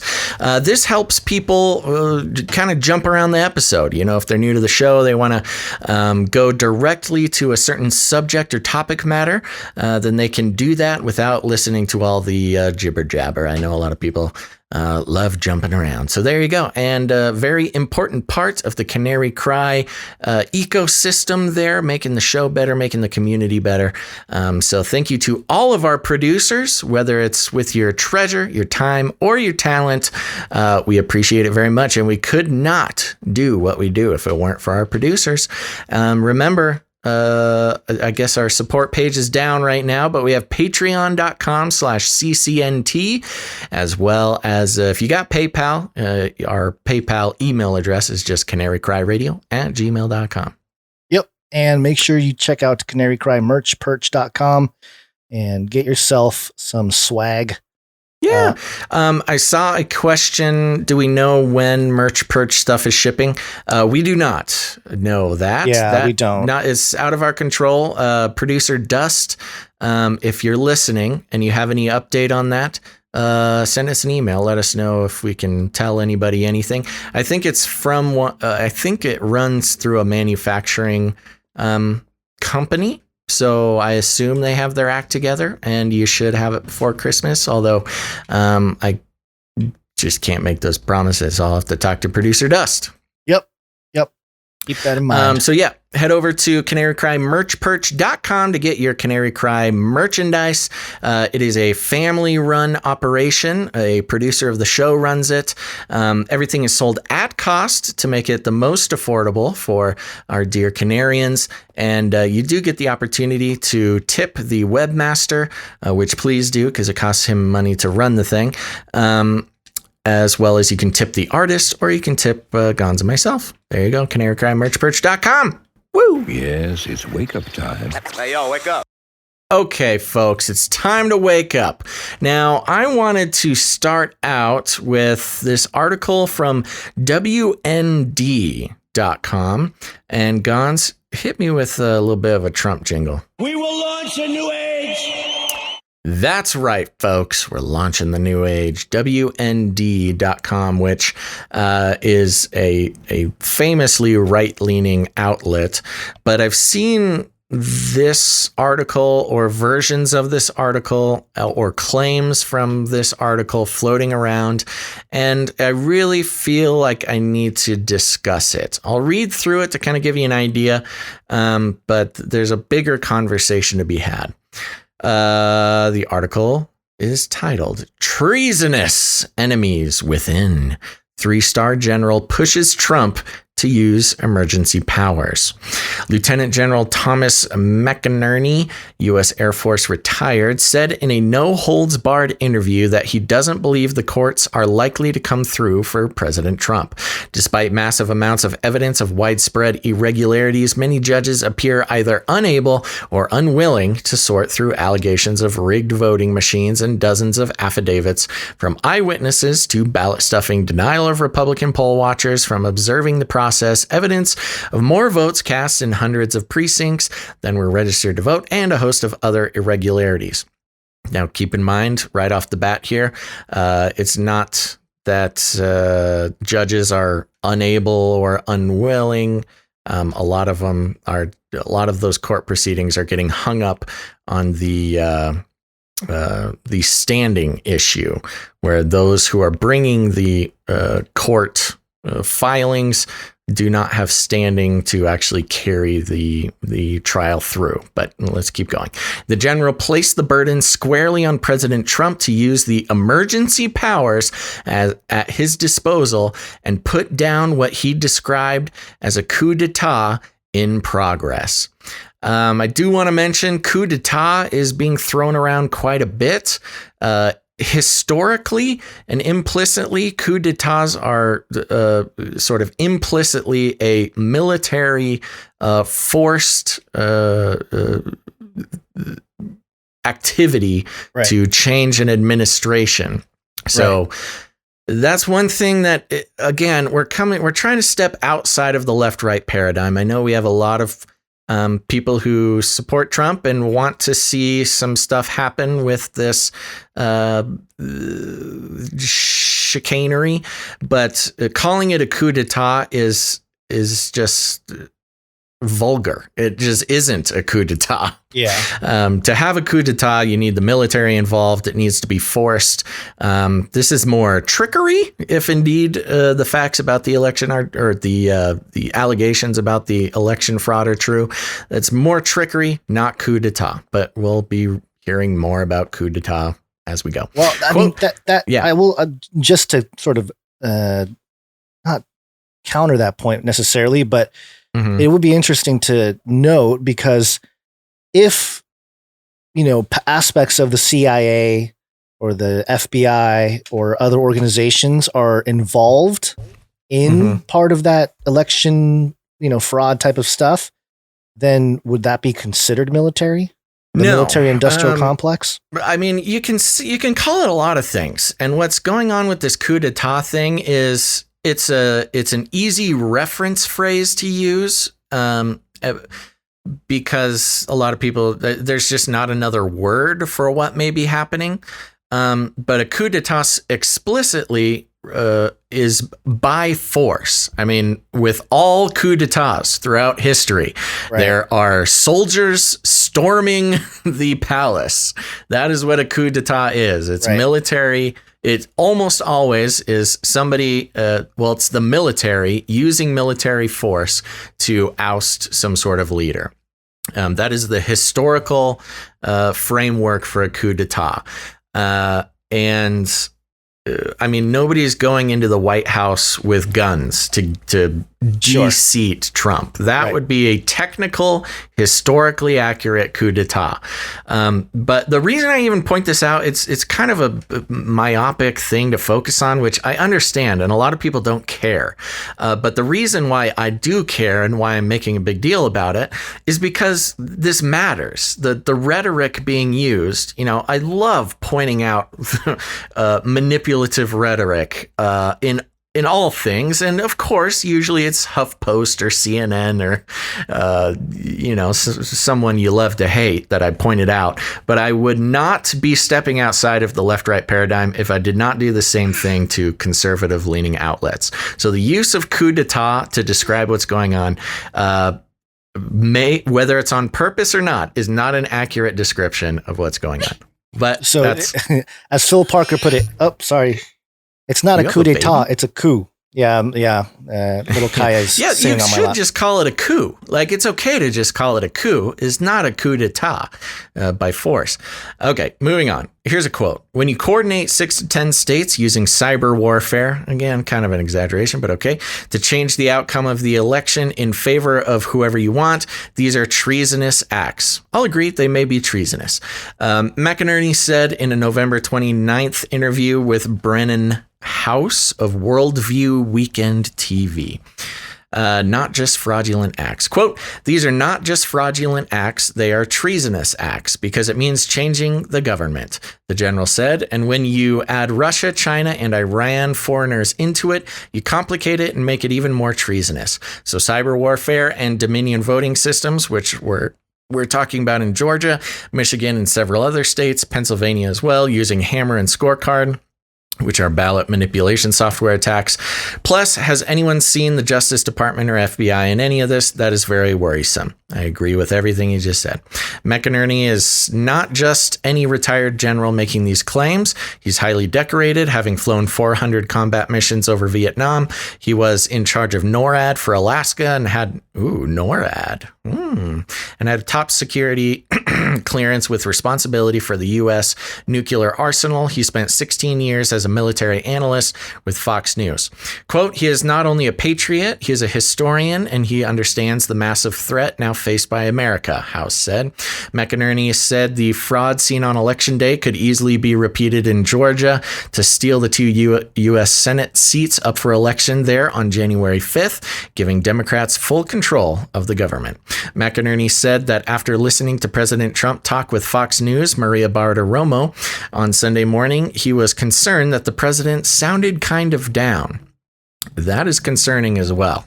That worries me. When Trump is not all amped up and he seems worried, that worries me because I have yet to see anything get that guy down. Quote, what startled me was he kept talking about fraudulent votes. And then I heard Rudy Giuliani talking about fraudulent votes. It's not fraudulent votes. The American people must understand we're talking about treason. McInerney said President Trump must be compelled by his supporters to, quote, honor his oath of office and employ the tools available to him to quash the insurrection that he believes is in progress. He said U.S. Marshals should have immediately seized the voting machines in Georgia and every battleground state as soon as it became apparent that ballot numbers were skewed in favor of Joe Biden. According to attorney Sidney Powell, speaking in an interview with Lou Dobbs, the Dominion Systems machines were set to give Biden a weighed count of 1.25 votes for everyone he received, while Trump's votes were set at 0.75% of each vote. 0.75%. I don't know if that's what they were meaning to say, but of each vote he received. This means that 2.7% of the votes were switched from Trump to Biden in multiple battleground states. Massive fraud was also reported with the mail-in ballots in Michigan, Pennsylvania, Georgia, Wisconsin, Nevada, and Arizona. At a public hearing on Monday held by state legislators in Arizona, witnesses reported their state had 1.9 million mail-in ballots that were separated from envelopes without any signatures that could be verified. Similar reports dripped out of Georgia, Michigan, and Pennsylvania. Just to point it out, not that it matters that much, but they say the ballots without any signatures that could be verified. Phrasing it that way, without any signatures, makes you think that they had no signatures, or at least that maybe some of them had no signatures, when in fact the signature verification, I'm not too convinced with verifying signature verification. I know that my signature almost never looks exactly the same. I'm not even sure if signature verification, that's such a archaic way to verify things. But anyways, quote, we had the director of the CISA, the Cybersecurity Infrastructure Security Agents, Chris Krebs, who was fired 2 weeks ago by President Trump, say this was a perfect election. Please, said McInerney, this was the worst election in the history of any democracy. And he comes out and says everything was perfect. So you can see the work of the deep state, which is complicit in this treason. Seems reasonable. The retired 3-star general was very specific, and here's where it gets a little worrisome, in what he said Trump must do to put down the coup. He must invoke the executive order that Trump signed on September 12th, 2018, allowing the president to declare a state of emergency related to foreign intervention in U.S. elections. Quote, he has got to declare a national emergency. He should also use the Insurrection Act, which has a lot of concerns about it, but that's okay because we have an insurrection right now in this country when you look at Antifa and BLM, plus other groups. He must suspend habeas corpus as President Lincoln did in 1861 and Franklin Roosevelt did in 1942 when World War II started. McInerney said a silent coup is being perpetrated in plain view. It could turn violent, but so far it remains bloodless. The Chinese military doctrine of warfare includes 6 stages, yada, yada, yada.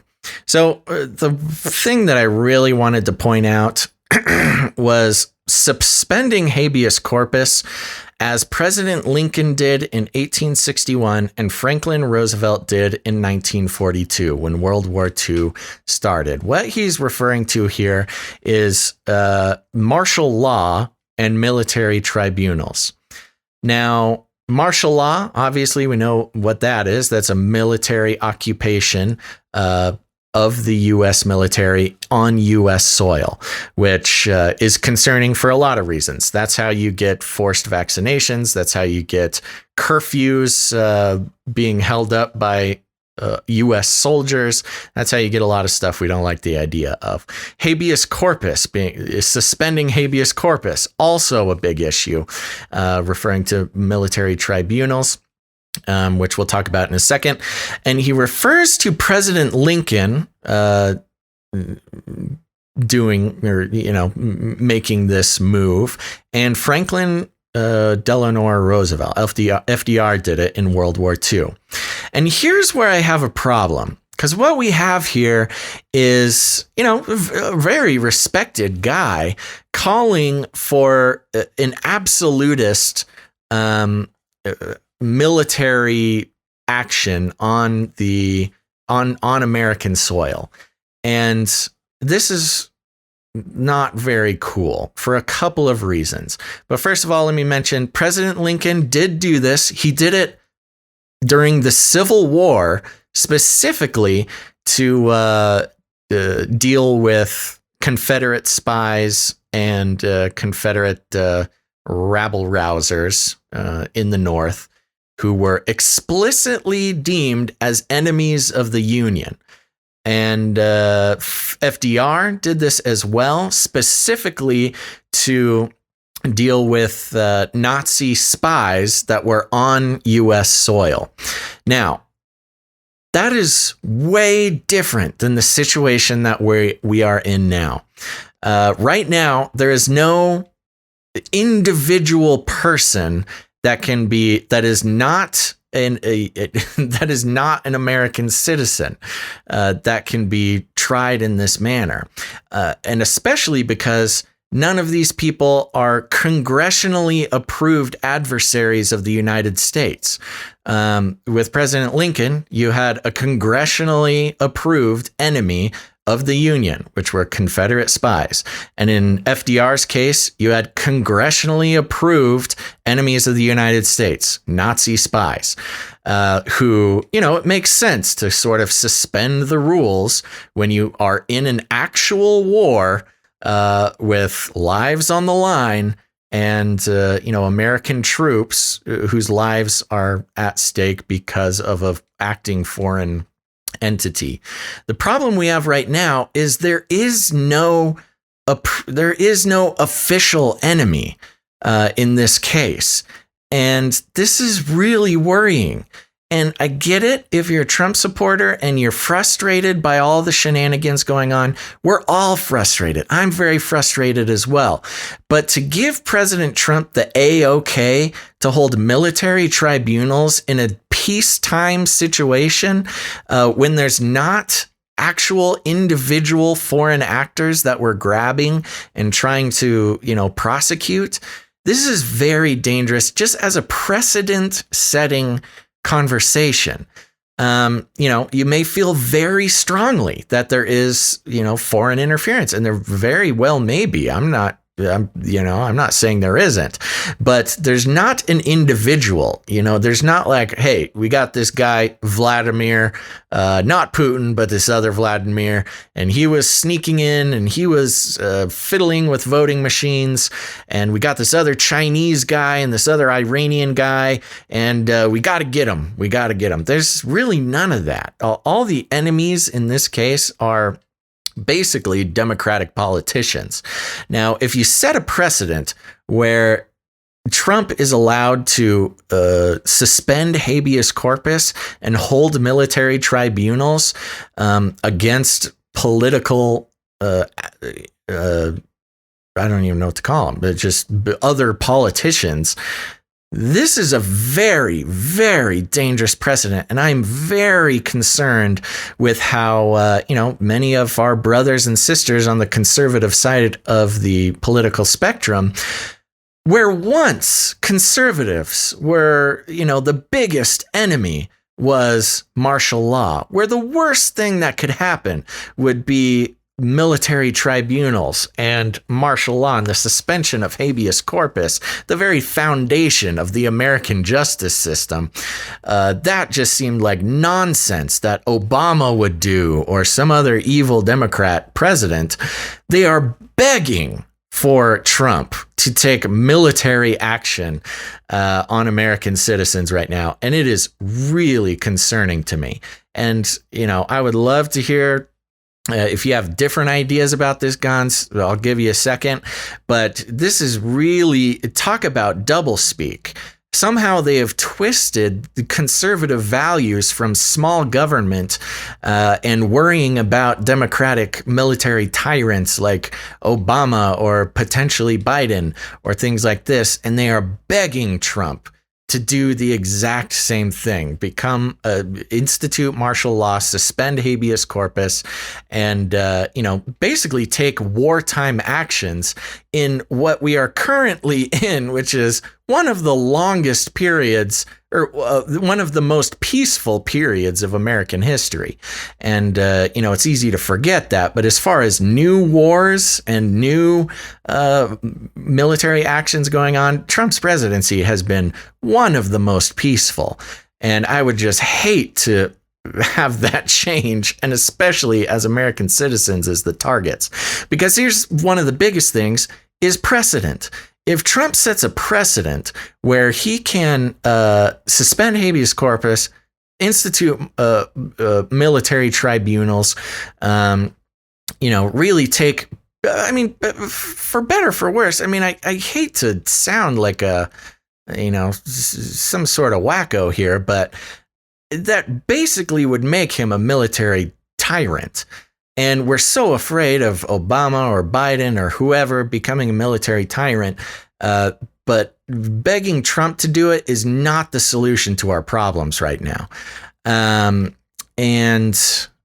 yeah, I don't know. That's it. Because he set that precedent in 2024. If he does it, and if indeed it keeps him in office for another 4 years, you might be celebrating for this 4 years, but you will not be celebrating in 2024 when, I don't know, a Democrat gets in and says, oh, well, now we are calling fundamentalist Christians a threat to American society, so I'm going to be suspending habeas corpus, and I am going to be instituting martial law, and we'll be trying fundamentalist Christians because they're terrorists and bad people. Well, don't worry, we're going to be using military tribunals.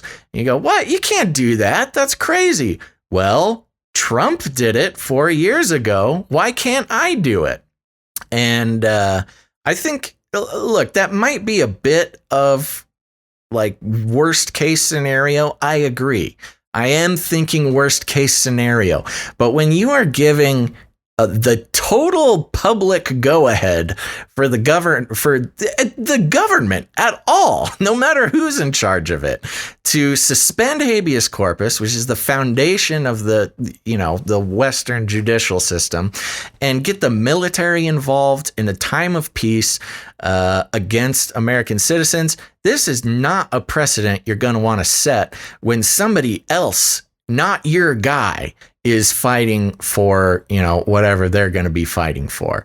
And so there's my rant. I felt very strongly about this. I talked about this with a few people and had to go in and do a lot of research. But I'm just telling you, if you are a non-left-right paradigm person, it's one thing if you're a diehard, Republican and you just want Republicans to win no matter what, that's just what you're going to do. But if you realize that the left-right paradigm are two different sides of the same coin and both are working to tighten control of normal individual citizens trying to live their lives, this is not something that you want to be in favor of. Yeah, so I think I agree with you mostly on what you stated. I think there's a few things you mentioned that are triggering for certain people depending on the audience.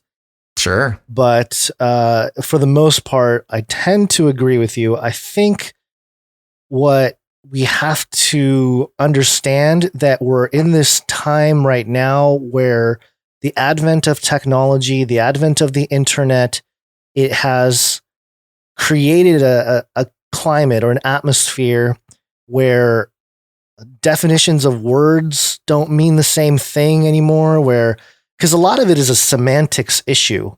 When you started bringing up some, congressional type of definitions of. I disagree. I don't think that's semantics, but I'll let you make your case before I rip you apart. No.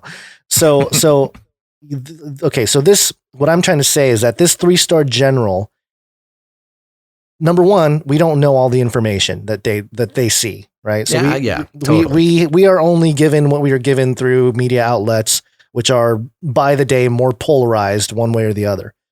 So it's very difficult for us who understand the right-left paradigm to get any kind of balance, or we have to take what we get from news sources that are continually moving further and further apart. Mm-hmm. So that's one point. Secondly, so this 3-star general, for him to justify this, he has to. I don't think he's just saying it because we might lose the Republicans might lose the election. He has to have some kind of intel that would suggest foreign actors that are truly being involved here in some kind of election meddling or whatever it is.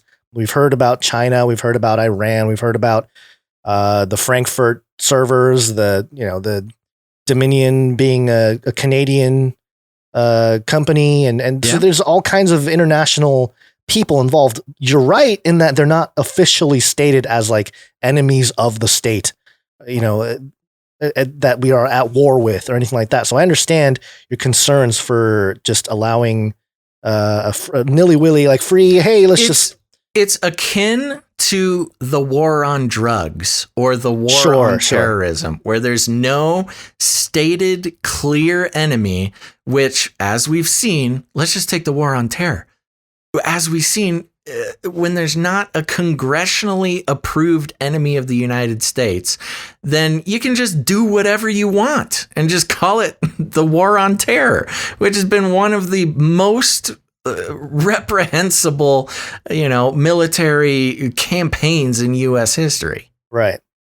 Yeah. So, and we've reported on this channel for American citizens, by the way. Yeah. I'm not even trying to defend other people. I'm just saying for Americans, the war on terror has taken away more of American citizens' rights than any country has ever attempted to do on American soil. Yeah, and a lot of it was done, I think, on purpose to use the American military arm to destabilize other nations to submit, right, and at the same time destroy the freedoms of our country. It's a whole other rabbit hole. Yeah, it's our people know killing too. Yeah. So, what was I was getting to another point there. You're talking about the semantics, but yeah. So we've talked about, and we've reported on this channel how we're people's opinions of how we're in this Cold War with China and this kind of thing. And maybe I'm just trying to play, if you want to call it, the devil's advocate for this 3-star general, and trying to think, what would he actually? Because he must understand at some level that if you allow this rabbit out of the hat, then it could backfire like crazy with whoever. If Biden even takes office in January, it can backfire in months. Like 2021 could be a horrible year for people that want to stand for the Constitution and freedom and all that kind of stuff. Yeah, so, and look, I'm not sorry. Keep your thought. Don't lose it. But yeah, when I'm talking about 2024, if Trump does do this and instigates all the stuff we're talking about, and still loses, which is possible, it's not impossible, then Biden takes control in January.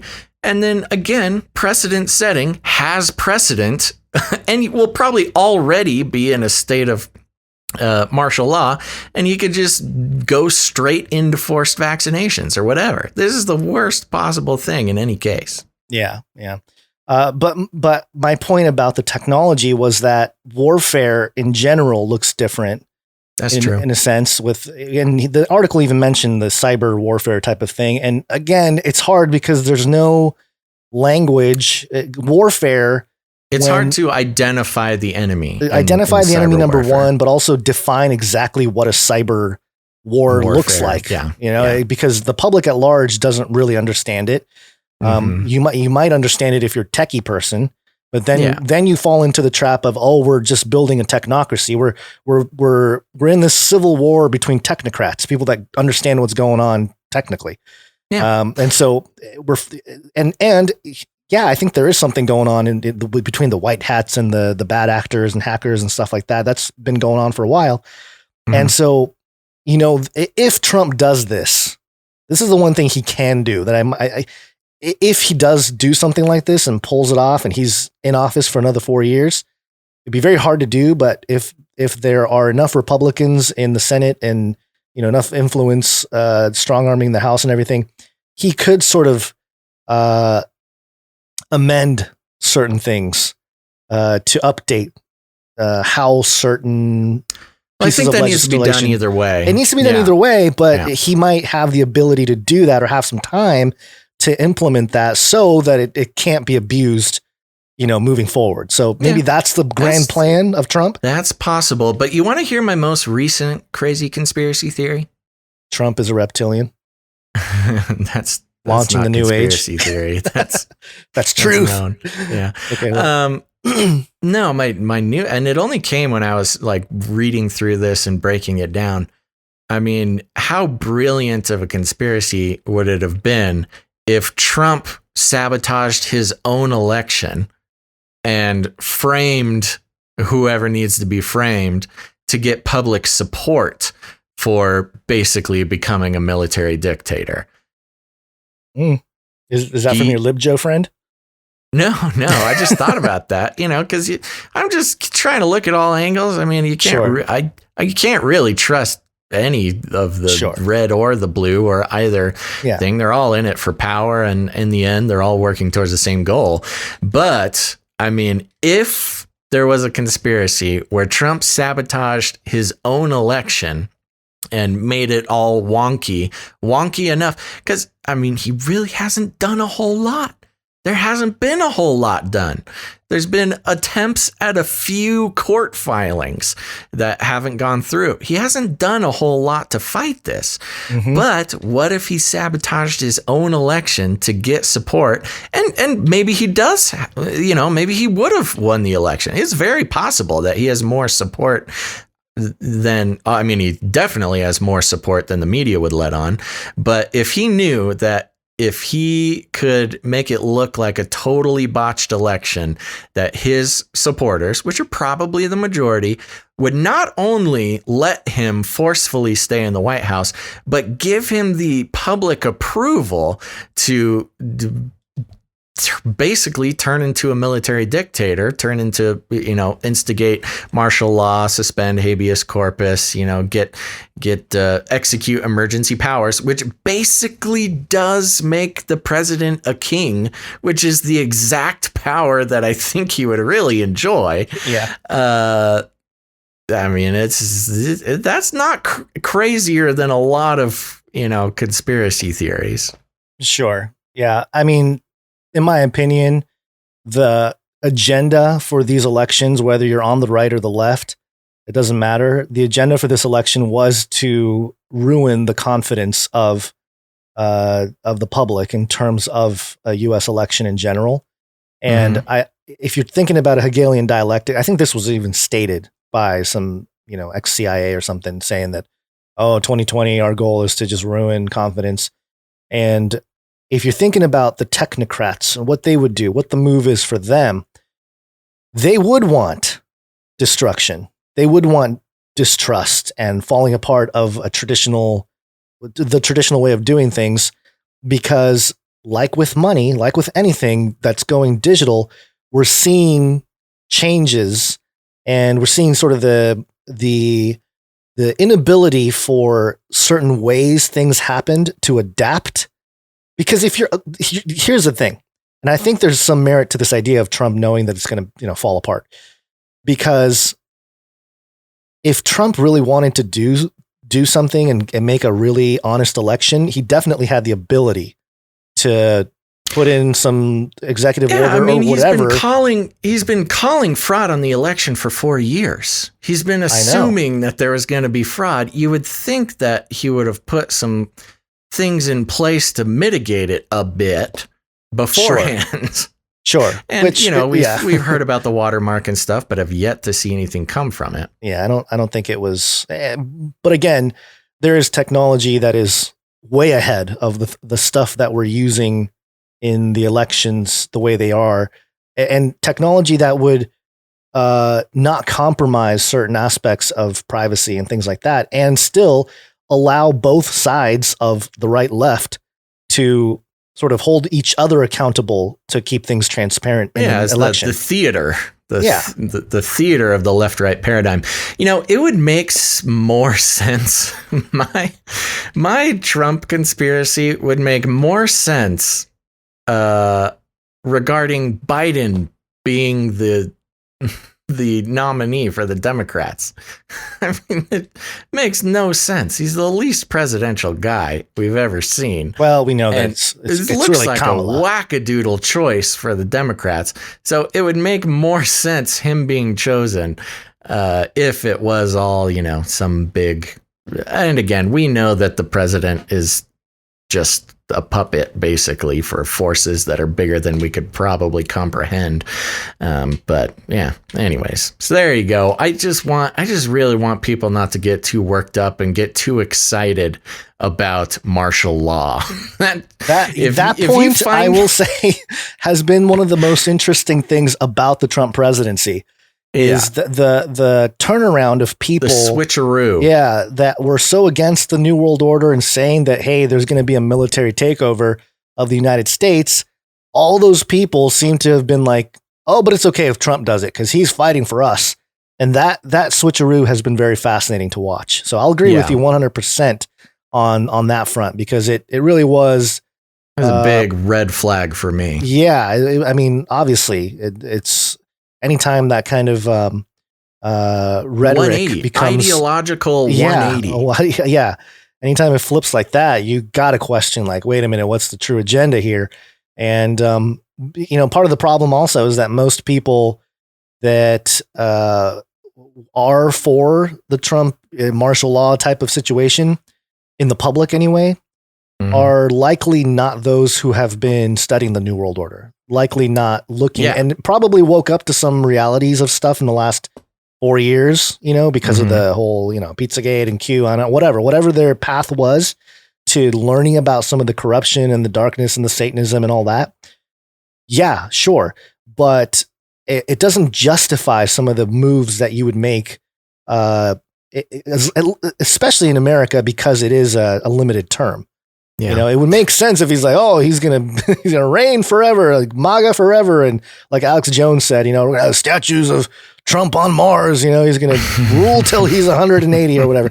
Like, okay, maybe. I mean, even in that case, there's some problems, obviously, but you can't just let every cat out of the bag and to do your own thing. You're just it's a two-way street here, and it's been designed that way, But maybe that's what it is too. We had that conversation with Justin and Westfall last week about the belly of the beast and how the United States was created to be the new Atlantis.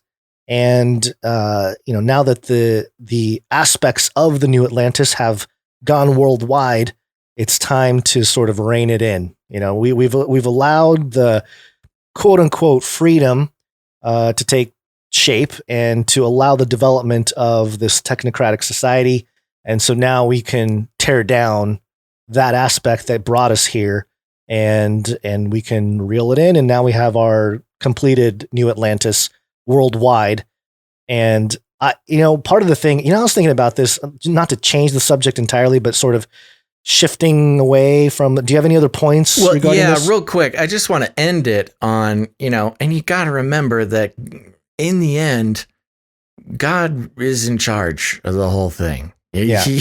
he appoints the leaders whether we like it or not. And in biblical times, he appointed psychopathic, murderous kings and other weirdos, and he appointed good guys and bad guys, and it's a lot of, you just got to remember there are purposes going on that we couldn't possibly predict. And so, if you're looking for a little bit of peace about it, there's a lot of stories in the Bible where God put in a guy in leadership.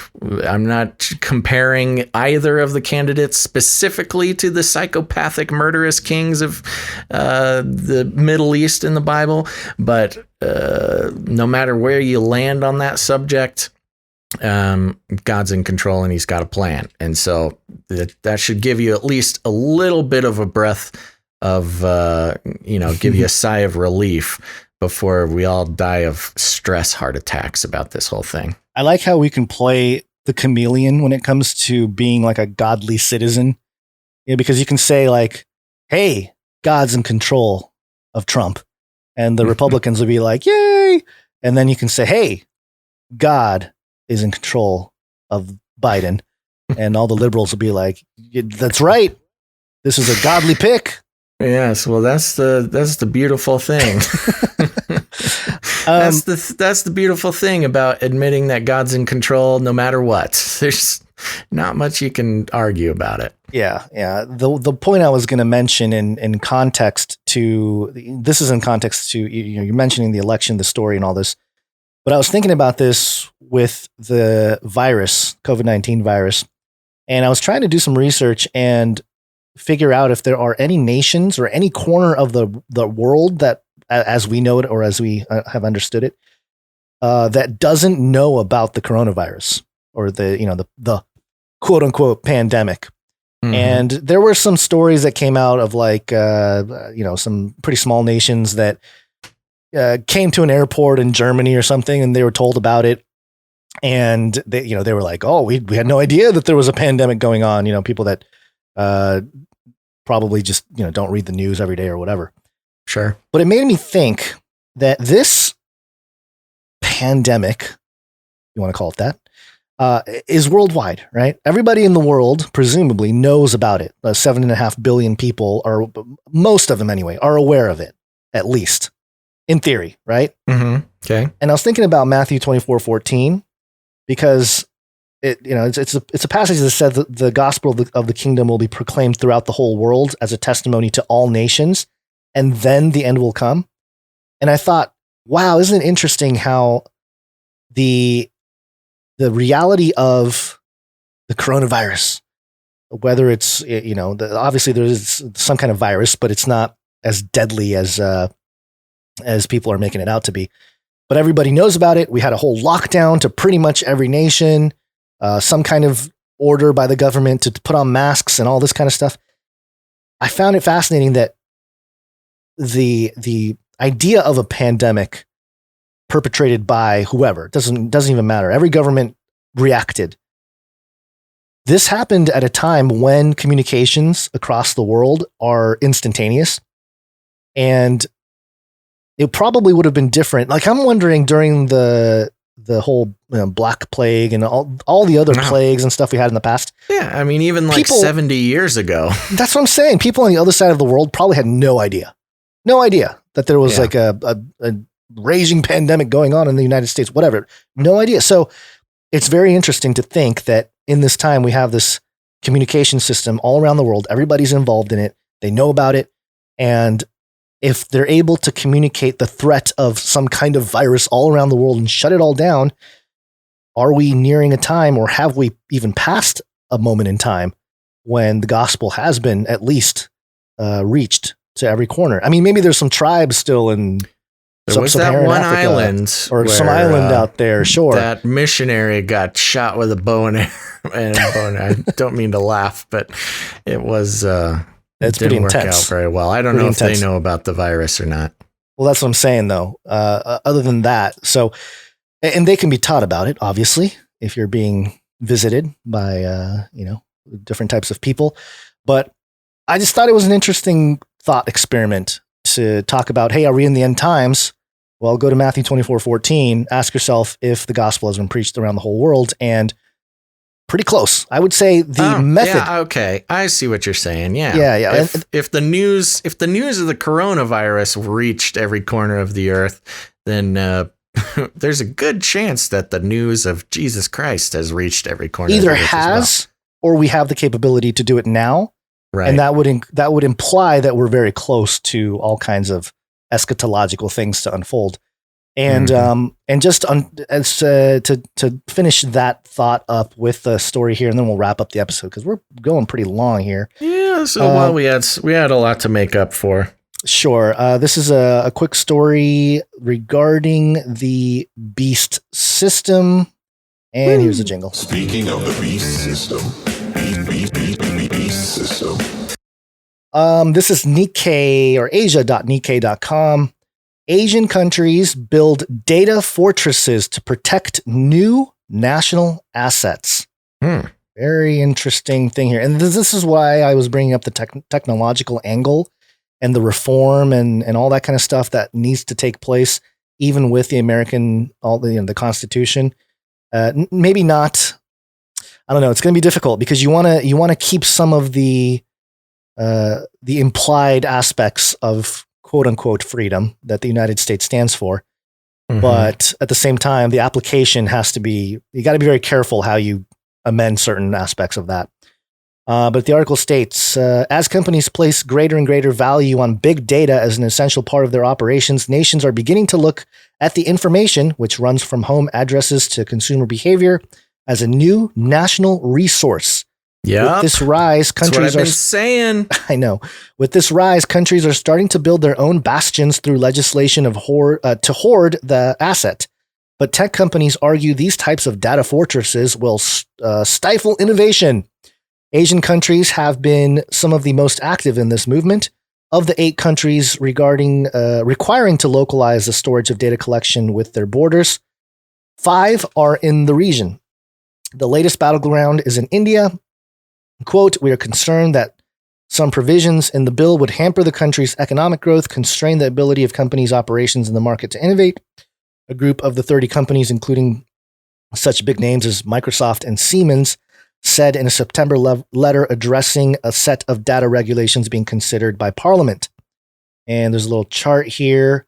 Or you know what I love about this? Mm-hmm. So this is a map from the European Center for International Political Economy. And it's, do you notice anything weird about this map? Yeah. The United States is on the right side of the map. Yes, it's a map from Europe. So they put Europe on the far western edge because in Europe is the West. Yeah. And the whole the continents of North and South America are all the way to the east, which is really strange. I've never seen a map laid out like this before. Yeah. And it shows the Asian nations and Russia and that whole big body of land. They have introduced regulations requiring domestic storage of data. And then there are very little who are preparing to introduce regulations. It's really not that much going on there. And then the transfer abroad of personal data and other information, the United States, Europe, Australia, parts of South America. And let me just go on a little bit more and then we'll wrap it up. The framework would require businesses to store data on servers within the country while heavily restricting cross-border transfers. The rules would cover not only personal information, but also industrial data, leaving businesses alarmed at the prospect of being unable to use their own data freely. And it goes on here. I love this. Can you play the called it? Do you have that ready? Because this is making me feel good. For those longtime listeners, you've heard my rants about how big data is now, being considered a national commodity like oil or corn or whatever. It's no longer this free flying big data flying around the earth thing. It was the whole problem with TikTok and Trump forcing the sale of the American use of TikTok. It's because sending your data to another country is akin to letting them pump the oil right out from under your feet. Called it. Thank you. The hoarding of data is symbolic of a broader fracturing of the internet. the Splinternet. Oh my gosh. Naoki Hirao, founder of Japanese startup Planetway, was struck by the use of the term Splinternet at the World Economic Forum's annual meeting in Davos in January. But Hirao sees this state of affairs as temporary. Quote, the nature of the data economy is that the more data you cross together, the more competitive you become, he said. Even countries that try to fence in their data will connect with the outside again as they look for more. It's kind of an interesting point, but I think it'll be regulated or at least filtered in a way. Right? Well, notice how this is framed in basically he's framing it in the merchants of the world framework. Yeah, exactly. Meaning companies should be able to live globally and we don't need any national borders when it comes to our data. It's very, one world ordery, but giving the power to corporations, which, as we read at the top of the show with the World Economic Forum, considering stakeholders being private corporations being the most important actors in the globalization. So there's a lot of twists, and this is a great find, Gons. You found a great puzzle piece. Yeah, thank you. The quote here: in order to address them, humanity needs a digital home, a space where countries, citizens, and companies can work together to tackle policy issues and ensure that technology remains at the service of humanity, he wrote, as opposed to what? Non-humans? Dogs. Dogs. We can't let these poodles take all our data. But what's interesting about this, data fortresses, I've talked about this passage before, but in Daniel 11, it talks about the Antichrist, the king who exalts himself. And in verse between 36 and 39, it says, then the king will do as he pleases and will exalt and magnify himself above every god. And he will speak monstrous things against the God of gods. He will be successful until the time of wrath is completed, for what has been decreed must be accomplished. He will show no regard for the gods of his fathers, nor for the one desired by women, nor for any other god, because he will magnify himself above them all, which is one of the main character traits of the man of sin, Antichrist. And then verse 38, and in their place he will honor the God of fortresses, a God his fathers did not know, right? So this is like a new God that wasn't around in the ancient times. And with gold, silver, precious stones, and riches, he will attack the strongest fortresses with the help of a foreign God and will greatly honor those who acknowledge him, making them rulers over many and distributing the land for a price. So when you're talking about data and nations trying to create these fortresses. Think about the power of this Antichrist figure. It's very interesting because when this was written, right, centuries ago, they're probably thinking, a lot of the people looking at it were probably thinking like, oh, they're going to have amazing castles. They'll have a crazy army of horses and chariots. Yeah. And yeah, that's probably partly true with an actual military. But also, as data becomes this national asset, and we ourselves as citizens are kind of we are the oil wells, right? Because we produce all the data. Right. Yeah. It becomes very interesting to honor. If there was a man who comes and galvanizes a particular nation or particular company, whatever it is, and takes over everything to the point where they are able to distribute the land for a price, like, hey, okay, you want to live here, you got to do this. And this is very much in line with the mark of the beast type of situation where you can't buy or sell without the mark and without the worship of the beast. So I just thought it was very interesting. And I thought the move for Asian countries to build data fortresses to protect new national assets, it just hits me in a very, I don't know what the word is. I don't know. I don't want to misapply the Bible. That's not what I'm trying to do. But when I read passages like that about the man of sin, which is as I understand it, a yet future event, and then I read, news headlines like this, it just makes me think like, wow, man, we are really building we are going into some very uncharted territory when it comes to warfare, when it comes to how military operates, how people operate, how people worship. what it means to worship, all that kind of stuff. Pretty prophetic is all I'll say. I think you nailed it, man. Wow, what a great couple of rants after the break here. Yeah. Maybe a second half of the show will just turn into rant hour. Rantville. Yeah, that was pretty good. Okay, well, I got nothing to add. That was great. Cool. You got anything else? No, we've been going for almost over 2.5 hours. I think we're good. Nice long show here. So, okie dokie. Well, that just about does it, folks. So thank you so much for tuning into this episode of Canary Cry News Talk. We are so glad to be back, and hopefully we'll be able to stay on a consistent schedule of at least until 2021. I know we have Christmas to deal with, stuff like that, but we're going to be doing our best. I'm not going to be traveling to California anytime soon, so I should be staying put like I always should have been. And remember, folks, we are back in action. Our canarycryradio.com/support is dead. It's dead right now. So if you'd like to become a producer of the show, we got another show coming on Friday, December 4th. 2 days, folks. Friday, December 4th will be our next show, sometime between noon and 3 p.m. Pacific Standard Time. And we would just love it if somebody out there wanted to become a producer of that show. It's kind of nice when you have less producers. It's not nice for a lot of reasons, but you get more attention when you do produce those shows.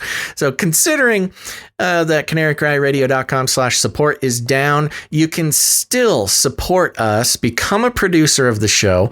You got that little QR code in the top right-hand corner of the broadcast right now. If you're watching live, you can just point your smartphone at that, and it will give you the camera. Turn on your camera, point it at that. It'll bring you to our PayPal page. Or if you want to just do the PayPal manually, you can go ahead and put in canarycryradio@gmail.com. That is the way to get it to us. There's also patreon.com/ccnt to become a supporter there. We love you, producers, and thank you again to our monthly sustaining producers. You get all producers. It's the only way we're able to keep doing the show. And if you're a creative person, we get it. If treasure is not the way for you to support the show, that is totally fine. You can create art or create jingles or songs. That's right. People write whole songs for the show. Make sure to stick around for the Canary Cry mixtape at the end of the show. There's always some sort of dance party going on after the show there.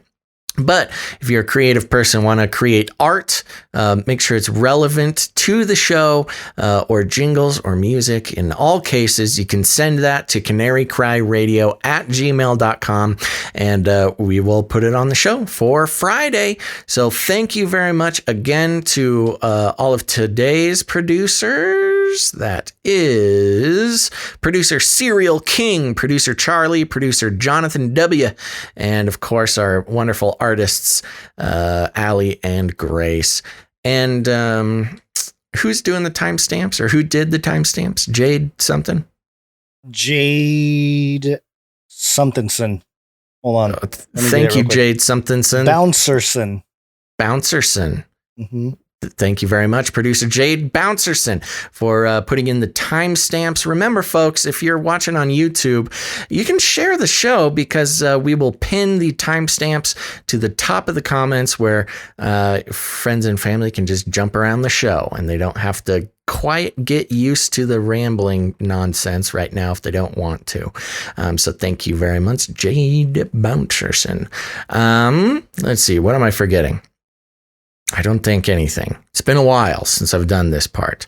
So But another way you can support the show is by leaving ratings and reviews on whatever podcast player you use, on iTunes or Spotify or wherever.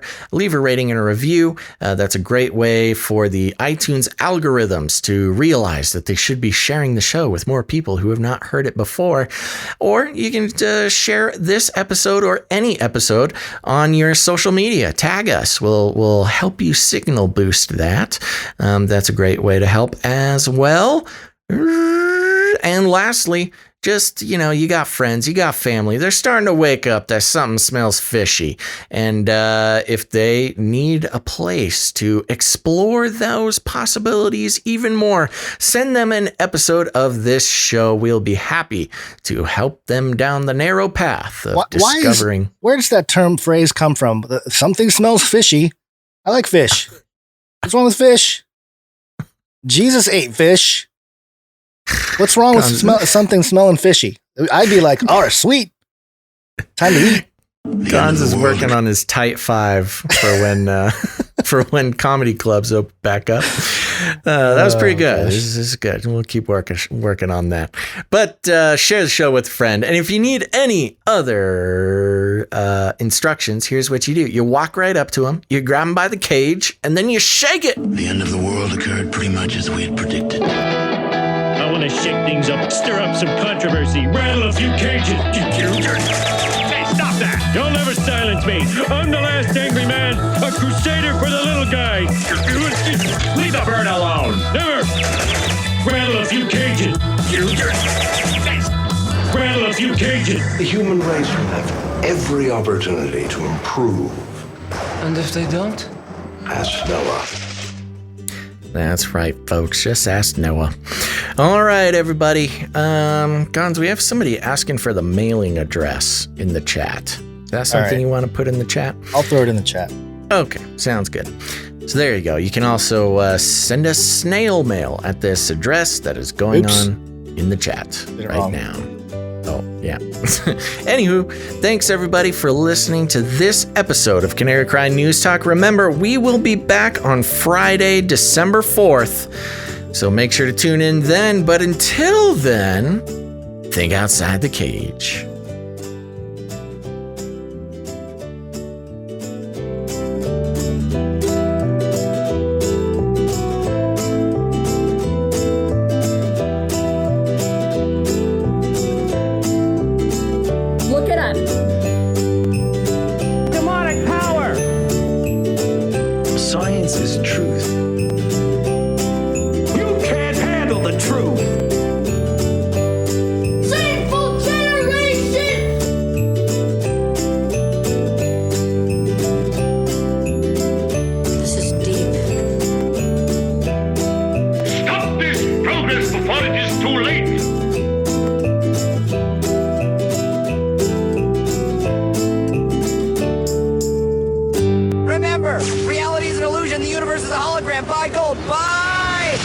Shake things up, shake things up.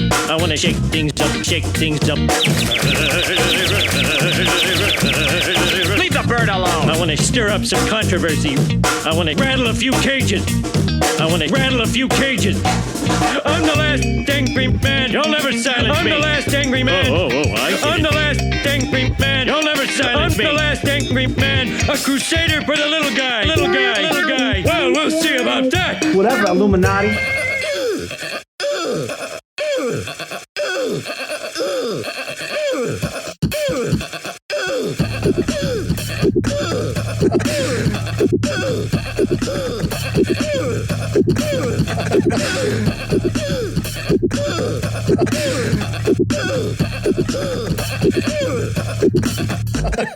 Fun fact, I believe it was another fun fact.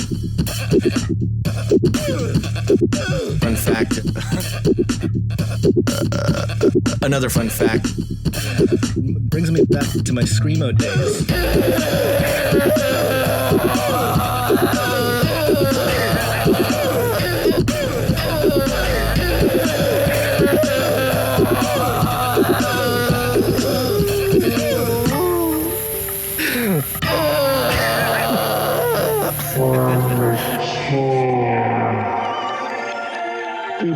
pot. That's where I started. Light up a huge blunt. A joint. Give everybody magic mushrooms. Smoke.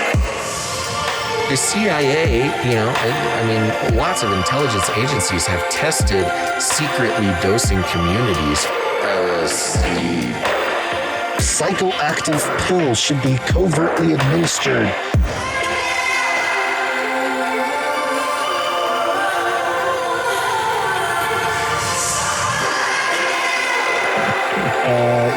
Just put me on some, I don't know. You shot in the butt, fluoride, oxytocin, get a chemical hug. I did dabble, some of that robot crack. I know what it's like. It's a lethal recipe for disaster. You need help. If you're a pharmacist, you need to repent. All right, weird.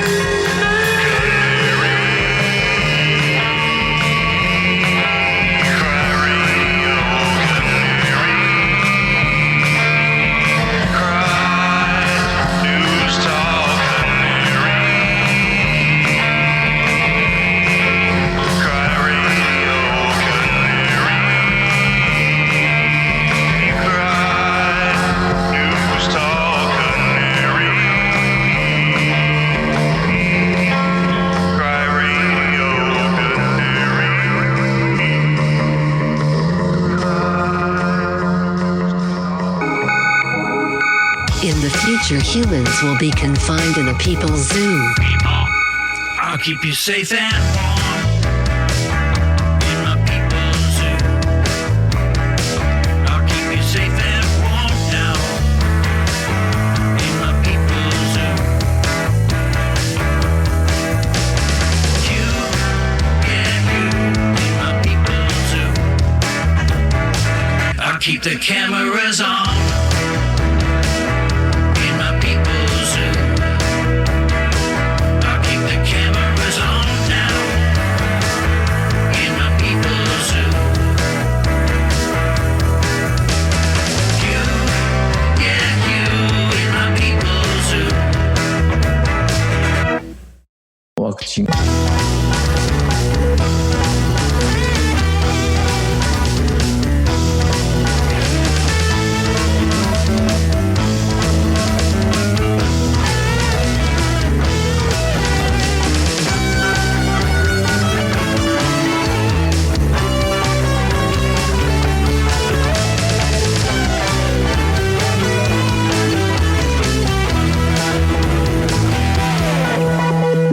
You're fat and sassy in my people's zoo.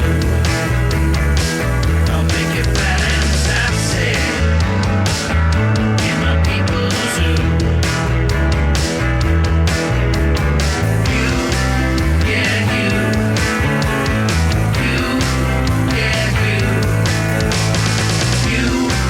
yeah, you, in my people's zoo. Stop this progress before it is too late. I'll keep you warm and safe in my people's zoo.